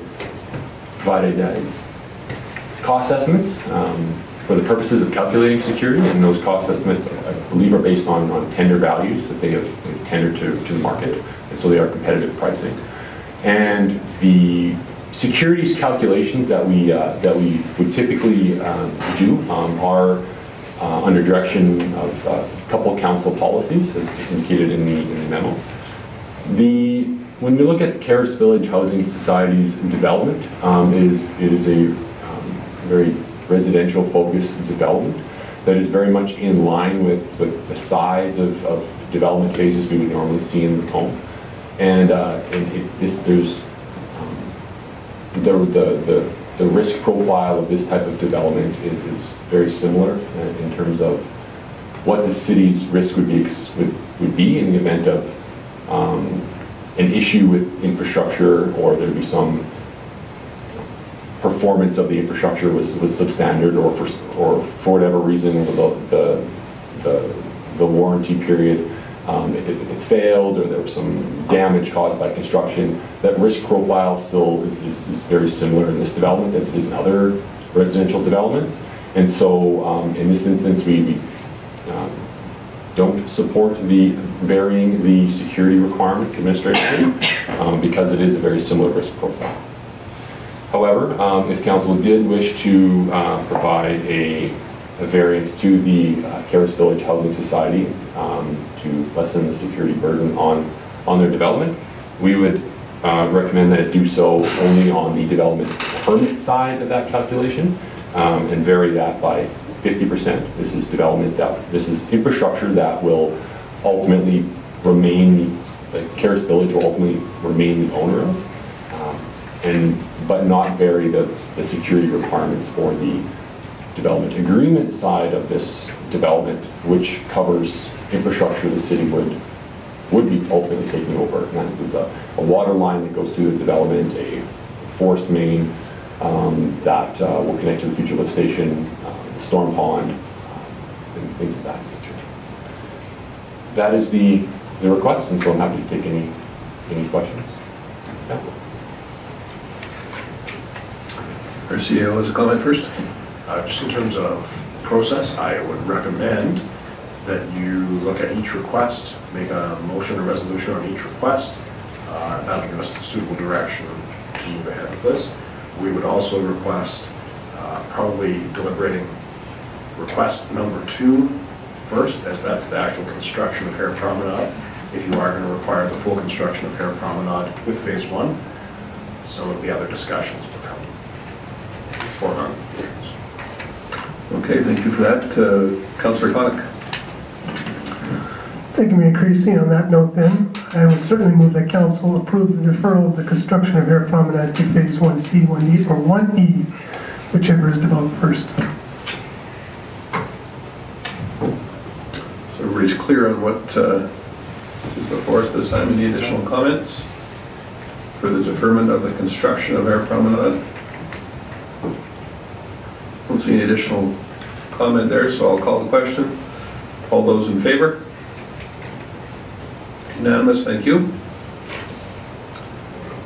And we'll go up the page slightly to request number 1, phase the off-site levy payment for areas described as Hare Promenade, divided into thirds, payable as is suggested over A, B, and C. Councillor Jacobson. Yeah, and I apologize, Director Thompson, maybe I missed it in your explanation, but could you explain why it is they're asking for this variance? They do cover that somewhat in their request to reduce the upfront cost burden associated with Phase 1A. I believe the expenses associated with the development of Phase 1A is a substantial portion of their life lease costing.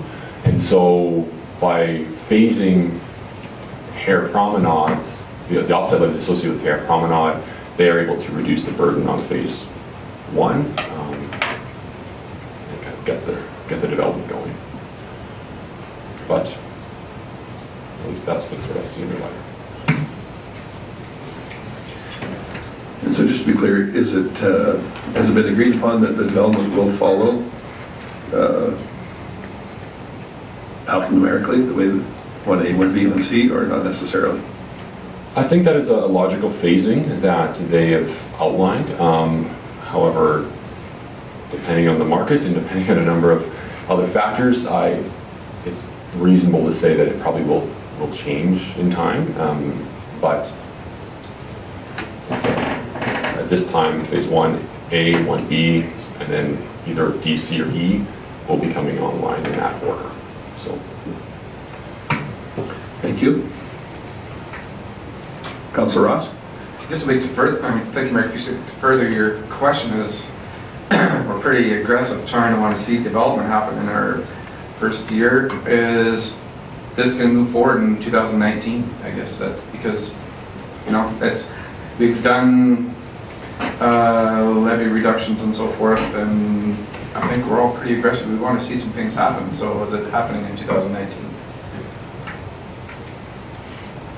as far Go ahead, and not to put you on the spot or anything, Director Thompson, go ahead. So as far as in terms of are they going through the steps and going through the processes that would lead to that, yes, they are going through the approvals processes with the city that ultimately would lead to construction as soon as possible. But I am aware that they have concluded a competitive tender process for the work that they want to do there. It's my understanding that they want to start underground and grading work right away.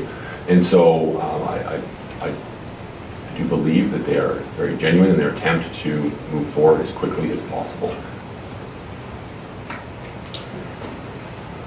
Mr. Jacobson, I did notice your hand going up there, a little unusual to ask for comments from the gallery. However, I'm expecting you have something that is appropriate. Yeah, Hans and I could actually add a little bit to that as well, if that would be permissible, Mr. Mayor. In a short time frame? Very short. Very good, come on up. While they're preparing there, did I see a light on this side? Okay, very good. Yeah, so with relation to Councillor Jacobson's comments on that, so with our life leases, we've allocated the cost of her promenade across all of the units, for the first 3 phases. So otherwise we'd have to have it all loaded onto the 66 units that's being done in Phase 1. So you add another $1 million on top of that would make it unaffordable. So by allocating it out across the units for the first 3 phases, makes it very reasonably costed. And for the other one on Councillor Ross, if approvals and everything are done with the city, we're prepared to start construction even this week on the dirt.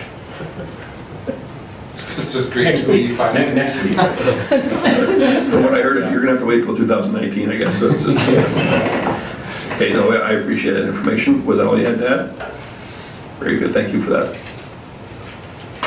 Councillor Connick? Yeah, I'm prepared to make the motion because at the end of the day, we're going to get the same amount. The net amount is the same. It's just allocated a little differently. So I was to move that Council Direct Administration to approve the revised offsite levy payment schedule as proposed. Any additional input? All those in favor? Unanimous, thank you. Now we'll skip down to number 3. So that one for the 50-50 cost sharing arrangement between for the construction of Hare Promenade and the future benefiting developer to the north. Anybody care to entertain that item? Councillor Connor. Just for my own clarification, when we originally saw the renderings or the plans, correct me if I'm wrong, but I believe the Charis group actually wanted to go north of Hare Promenade, perhaps, at one point. Is that?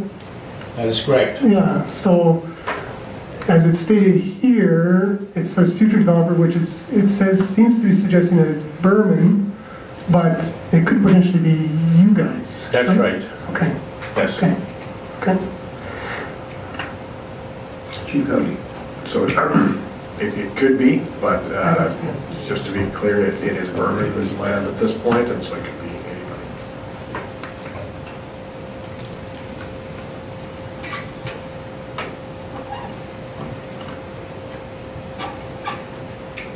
Councillor Hoekstra. Thank you, Mayor Creasy.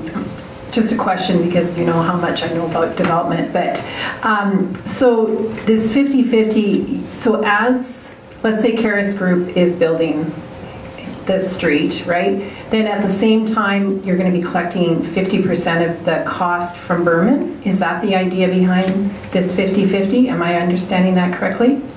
The idea is we collect at the time of development. And so as Charis develops through their phase 1A, phase 1B, and so on, we would collect at each of those trigger points. And so when the development north builds out, that's when we would collect the value, like half of theirs at that time. So we would not have that full value up front, it would be over time. Whoever triggers that development of the construction of the road would be front-ending that cost. And whatever we have in the bank for that, like associated with that, we just give it to them right away. It is important to say that we'll be collecting based on the estimate provided here.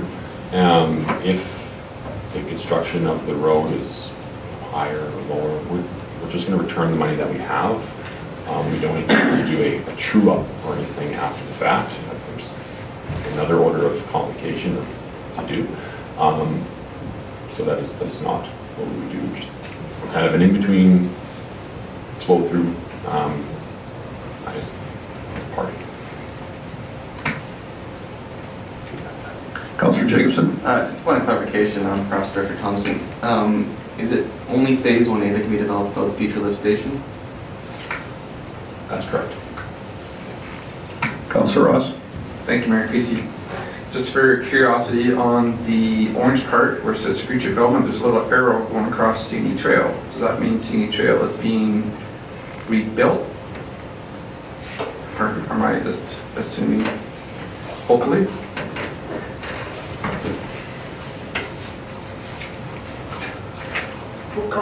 No. Director Thompson, what's your crystal ball say?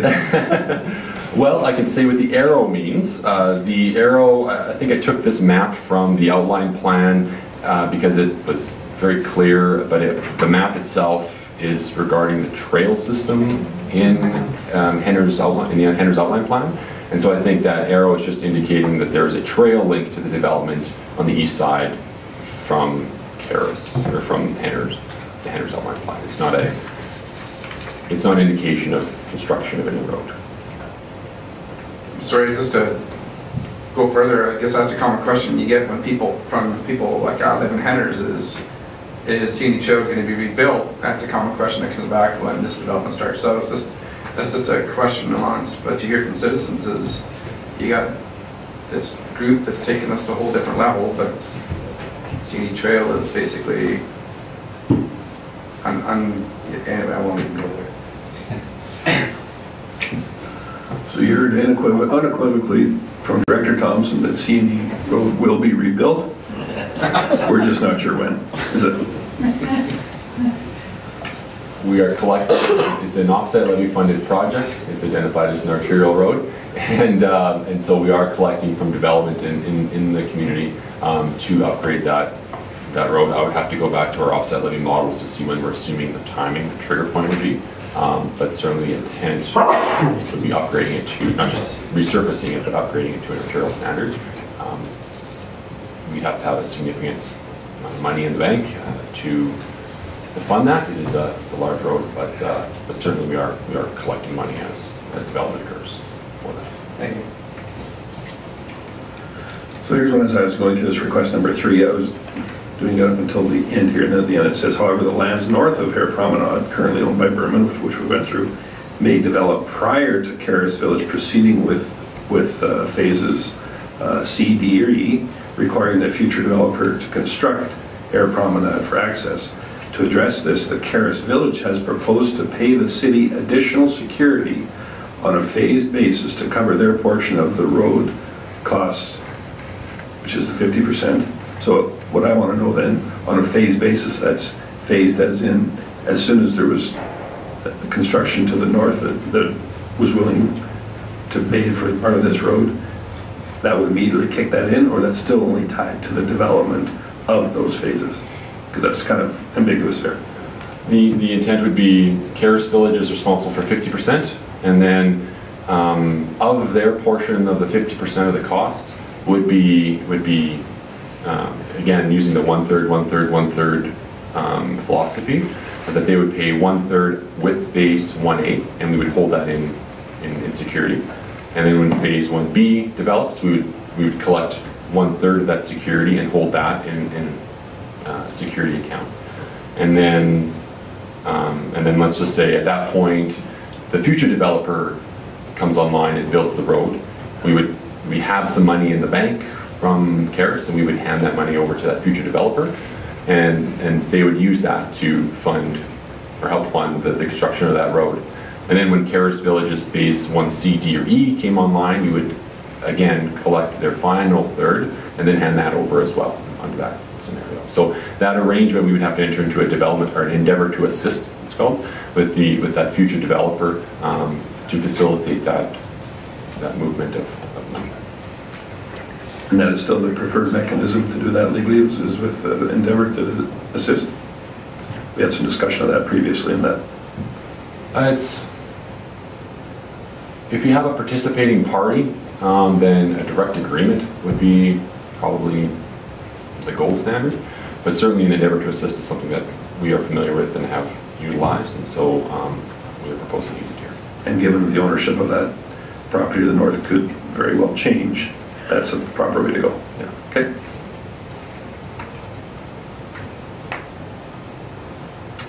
Councillor Connick.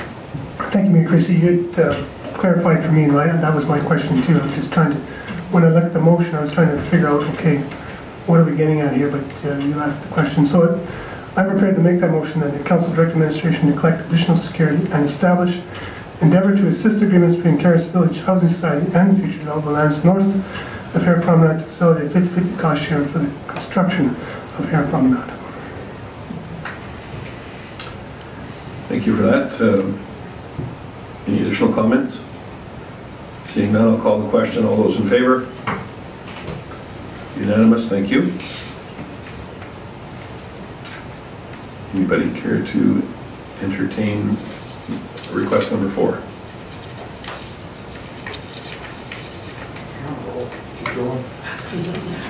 Councillor Jacobson. Sure, I'll comment on this. And certainly with all due respect to our developers in attendance here, I suspect that perhaps this request might have been motivated by a previous decision that certainly had the best of intentions, but perhaps not the best of outcomes. So I do not believe it's in the city's best interest to support this request, so I would support the administration's recommendation to keep the development and security deposits as per council policies. So I'll make that motion right now, and then of course entertain that. Thank you. Councillor Connick, you had something to add? Well, thank you, Mayor Chrissy. I would tend to agree with Councillor Jacobson on this one. This one's a tough one because we want to be careful that, as it's outlined here, we're hopefully tying into this. It's tying into our existing system. We're hoping that the standard will be met when they build theirs. I'm sure that it will be, but we have to minimize our risk as best we can. So I get where they're coming from. But this one's a little bit difficult. I would tend to agree with the proposed motion as stated. So just for clarification, Director Thompson, did we not already adjust the amount to 229,000 in request number 1 for phase 1A? And now we're suggesting that we cap it at 200. It's a little contradictory. So the request 1A speaks to offsite levy payments. So those are payments that would go towards the construction of infrastructure that benefits a wider area. And request number 4 pertains specifically to this development's securities that are associated with the development permit and the development agreement with this development only. Thank you very much. I got caught up in the numbers only. Appreciate that. Councillor Ross? I can see the, thank you, Mayor Priest, I can see the point of being consistent, and yet part of me feels you go case by case. I think we already have a history with a developer within the group that's been around 40 years plus, I'm just guessing, you know, and I'm going with more of a reputation of commitment to the community than what we have in other situations. So that's where I'm more leaning towards in support of the wishes of the developer. Councillor Jacobson. I don't know if I can speak once that motion's on the floor, but I'd just like to add something for council's clarification. If I'm wrong, please feel free to correct me, administration. But with an offsite levy, that is actual cash that needs to be paid up front. That's a cost. With the security deposit, even though it's at-risk capital, there are various financial instruments that are available to a developer to provide that without actually, you know, putting cash up. So it's a different scenario there. Chief Cody, go ahead. There are instruments that are available to put up the securities.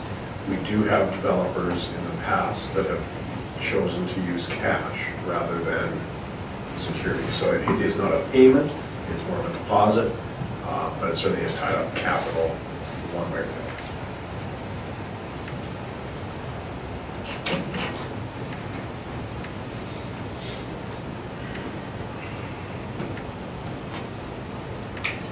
Anyone else? Mr. Spelt, did you have a comment as well? Yeah, I'd like to make a comment because this particular project, Mayor Creasy and Council, is kind of determined by the first phase. As a developer in the past 40-some years, the first phase is always the most expensive with all the securities and everything. Once you get money coming in, then it's easier to pay the offsite levies and the security deposit after that first phase. And that's why we're kind of concentrating on having the least amount of security in the first phase.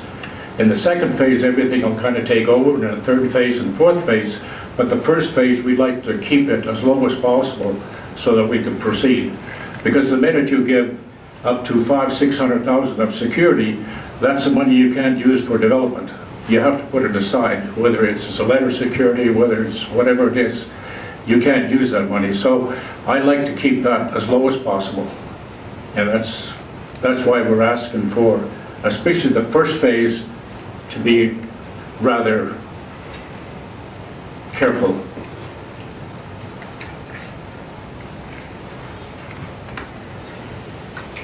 Councillor Goldson. Thank you, Mayor Creasy. Normally I wouldn't support reducing the cost of these securities, but I do feel that this is a very important project for our community, and I think that you know, we should be involved with this. It really doesn't cost us anything, and I think we have good history with the developer to hopefully not be too concerned about the security deposit. I think that it's something that we should I think we should reduce it to the 50% and assist them with the first phase.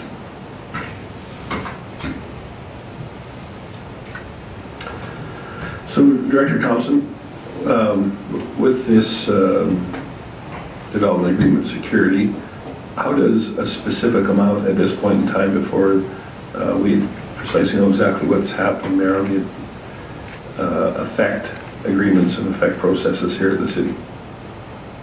I mean, this is a fairly unusual request to pick a number beforehand, I'm assuming, like this. How does that affect our processes here?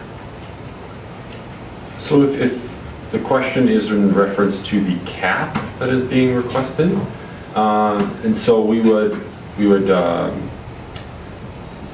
probably, because there's different triggers when that money would be released back to the developer, we would have to look at how best to allocate that cap to city-funded, like development agreement projects versus development permit projects. So for instance, the water line, for instance, goes right through Charis, Charis Village, and then continues on north and is part of a looped system that will benefit, you know, all the developers in that area. And so we'd have to look at the best way to allocate those dollars. Initially, I'm thinking probably on a prorated basis. Whatever it would have been under full value, we would just prorate that with the cap. So if the development agreement, if the water line, let's say, was 25% of the security before, we'd probably look at that and say 25% of the $200,000 cap would be toward that. Because there's different triggers for releasing that security back to the developer. We have to still associate that dollar value back to those triggers. And so I guess that's how initially I think we would approach it.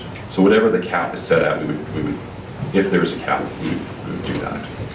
Okay, thank you. That's specifically why I asked, because when you start changing policies like this, it does make implementation of it somewhat difficult.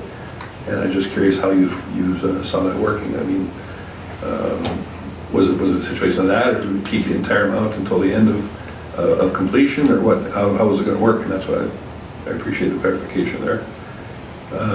Councillor Hoekstruck. Thanks, Mayor Creasy. As much as I understand where Councillor Jacobson was coming from, I guess I have questions more in this situation. So is administration recommending this alternative, but is that not actually what Charis Village is asking? Are they asking 50% off both?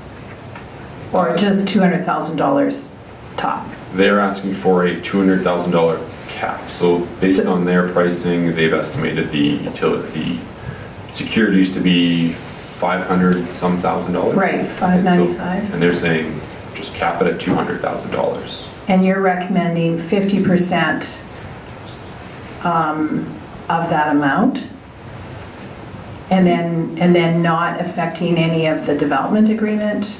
No, what am I looking here? Yeah, yes. that's our alternative. It is difficult because in their letter where it outlines the cost estimates, there's a substantial portion identified as other development charges or fees. It's unclear, at least right now, how much of that total would be associated with the development agreement securities versus the development permit securities. And so I just don't have those, it's not broken down like that, and so it's unfortunately I'm unable to say what the actual securities would be under that alternative scenario. And so if council were to choose that, would be we would have to recalculate those fees and work with the Charis Village group to kind of break that up in a way that we can recalculate those fees. Chief Cowdy? So I just want to reiterate what Director Thompson has proposed as the recommendation and the alternative. The recommendation is that we would go forward with the city policy, the standard policies, which result in that $500,000 and some thousand. The alternative that he has proposed is there's two kinds of infrastructure being developed. There's stuff that will become the cities, bigger pipes, mains, that kind of thing, and there's stuff that will become Charis Villages. We have much less concern about the stuff that becomes Charis Villages than we do about that stuff that becomes the city. So we had sort of similar concerns about the implementation of a blank 200,000 cap, just in terms of processing the CCCs and FACs at the back end. And so that is why Director Thompson has recommended this 50% variance.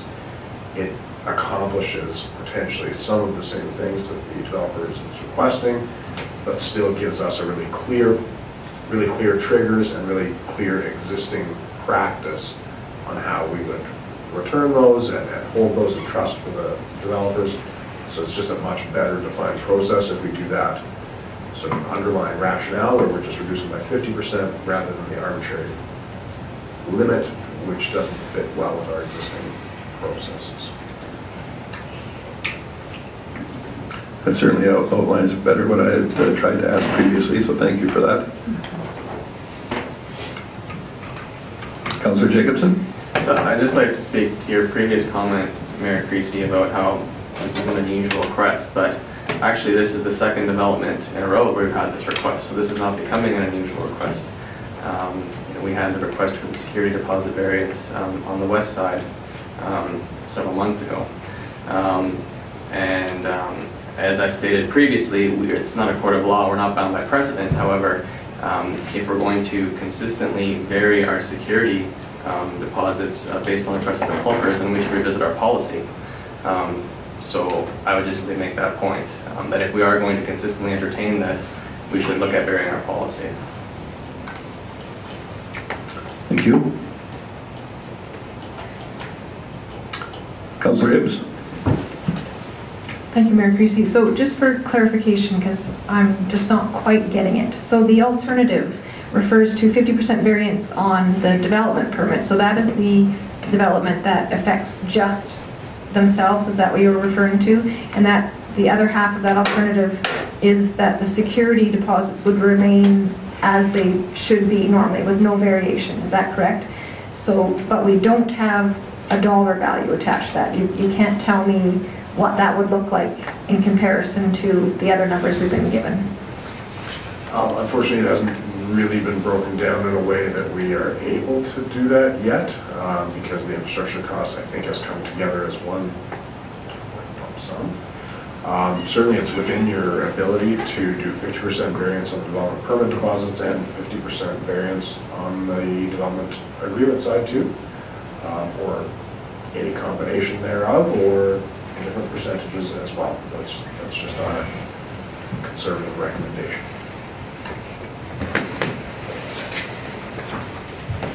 Go ahead, Councillor Hibbs. Thank you for that clarification. That isn't what I'm interested in. I just wanted to know, like I'm interested in that alternative as stated, but it's difficult when I don't know, the hardship that might be. But it does, to me, seem somewhat reasonable given some of our past practice. Director Thompson? I would just simply point that although we cannot give a hard number just based on the construction estimates are today, it fairly confident it'll be higher than 200. So it's not a different way to kind of achieve the same outcome. It will result in a higher deposit required by the developer to the city. So. Councillor Hoekstrom? Thanks, Mayor Creasy. So, but would it be fair to say that it's approximately 50% of 595? If we go 50% on both of them? Oh, if you were 50% on both, then certainly it'd be 50%, and so you'd be closer to $300,000 rather than the $200,000. I think that would be a fair compromise.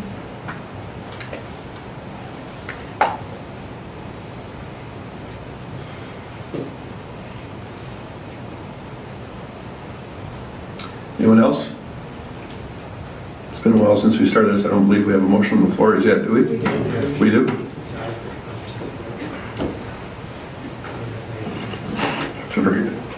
We don't mess up, I'm going to have to read that back. Which one it is? Thank you, Mayor Creasy. The motion made by Councillor Jacobson earlier was that the city collect deposits and securities for development of Prince Village as per approved council policies.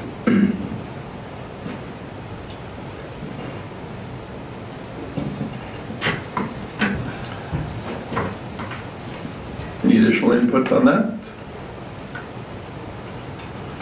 Councillor Hoekstrom.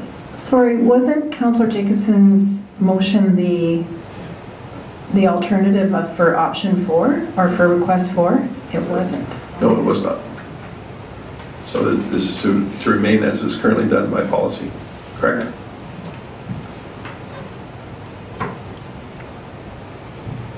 Don't see any additional comments coming forward. Councillor Jacobson. I know it's sort of unusual to comment on my own motion, but maybe I should have asked this ahead of time as a matter of process. But maybe just, if I could, Mayor, just a quick question for the developers of the table here. Certainly, go ahead. So you guys have been working on this project for many years now. Certainly you would have been aware of your deposit requirements and would have had some sort of idea of what those were going to be. And I'm assuming your financing would have been in place for a while. So what is it in your modeling for your first phase financially that has led you to ask for this reduction? So in our first phase, we're raised money through supporters, so it's all cash. And we had raised enough to purchase the land and do the development, and not the entire amount of the $600,000 for security. So that's where our challenge is. Once we start doing the buildings, then we are working to put construction financing in place on the buildings. But for the development of the land, purchase the land, putting the services in, it's all with cash based on when it was raised through supporters for the not-for-profit.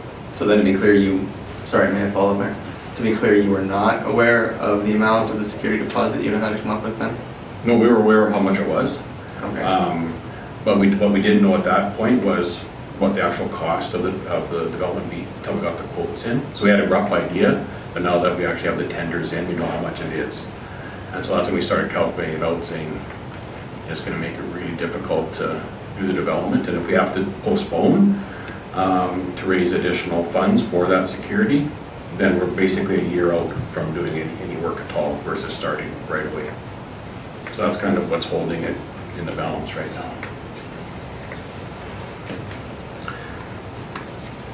So just to further qualify, being you open the door here, now is this because of the duplex units or the multi-unit complex? No, so they'll all be done under individual building permits, as you know. So this is just for phase 1A, for developing the land for the entire phase 1A. So we raised cash from supporters to buy the land and develop the services and the roads. And then we build the condo type building and the duplexes. That'll all be done through construction financing supported by pre-sale of life leases.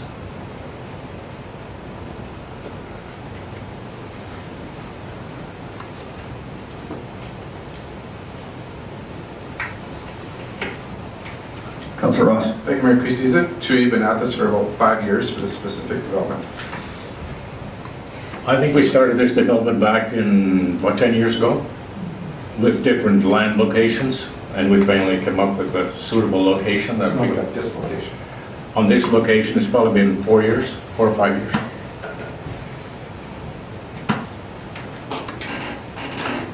Any additional questions or comments on the motion before us? Councillor Hibbs. Thank you, Mayor Creasy. I'm struggling with this, I'll be honest with you. This is a project I really want to see happen, but I'm hearing what Councillor Jacobson is saying, and I have to say that I'm kind of following along those lines a little bit as well. However, the other thing is I feel like a lot of the other requests that we've already dealt with this evening have come to create a compromise. So I think we're really trying to show that we're really trying to work with you. I think that ultimately I'm going to decide to not support this motion, but I would support the alternative. So if this one fails, then I will be bringing that one forward, but as is, with the 50% on the one half and then the full security on the other.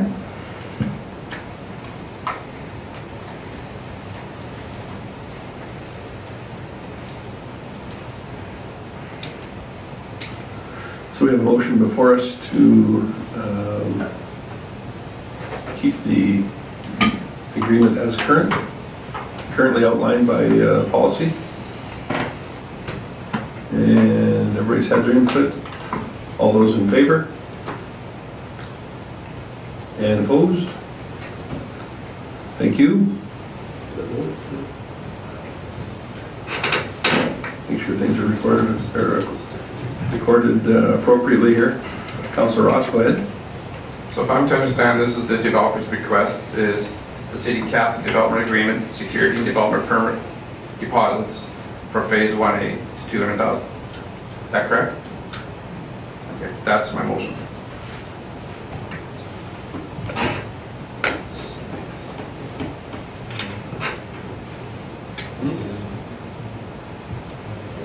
Could you please just repeat that for the clarity here? As stated, the city cap development agreement, security and development permit deposits for phase 1A to 200,000.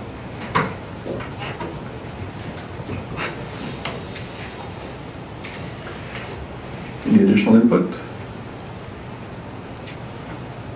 All those in favor? Those opposed? Thank you for that. Councillor Hibbs? Thank you, Mayor Creasy. So I would like to move the alternative motion that Council direct administration to permit a 50% variance on the Charis Village development permit deposits and direct administration to collect security for the Charis Village development agreement as per approved council policies. Thank you for that. Councillor Hoekstra? So thanks, Mayor Creasy. So what would you guesstimate then this, so if it was at close to 600,000, they wanted 200,000, 50% off the one part, what will it kind of come through at? Put me on the spot. Sorry, Jordan. No, it's okay. I believe, because I think the water line value identified in the memo was about $66,000. So substantial portion certainly would be with the development permit. Hard surface, 66,000? Yeah, it's 200,000. The water line's 200, but the security associated with it is 66. Probably in the range of $400,000.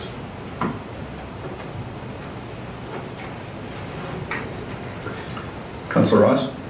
Thank you, Mayor Creasy. My biggest concern is that this gets delayed further. Like I say, it's been 4 years now. They've been working with, I guess, comparable to a project in BC as a consultant. I just think it's, need to find a compromise to make this work, to get this going now.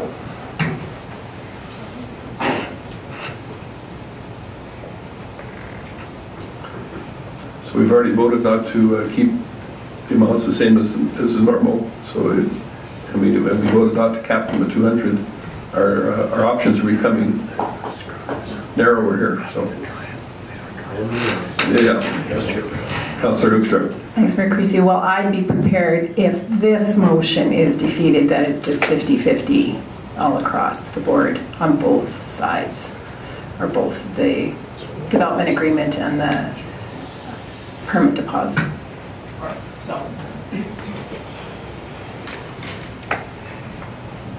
I believe there is a motion on the floor.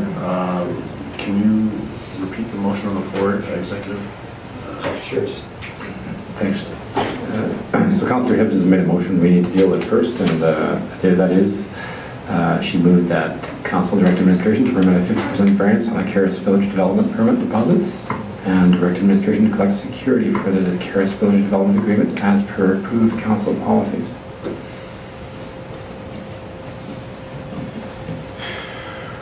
Very good. So we're all clear? I'll call the question. All those in favor? And opposed? Thank you.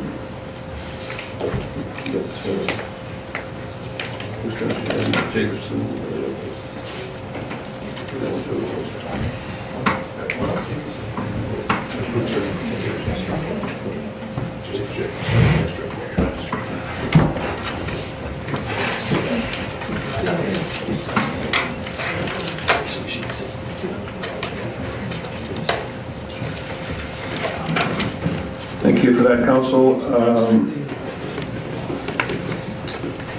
I'm expecting reports are going to take long. Would anybody care to go through the report at this time?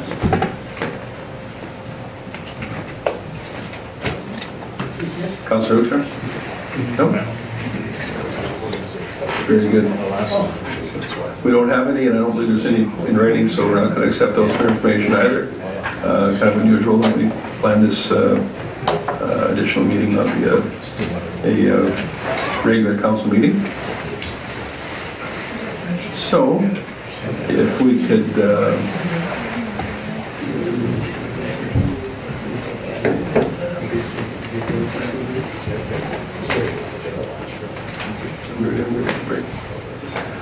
so if we had a motion, we would give the media an opportunity to speak with us and take a short break.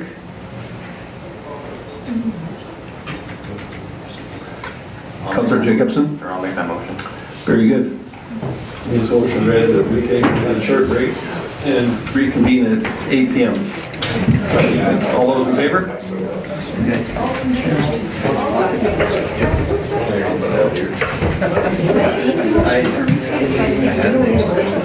That was all in favor, thank you.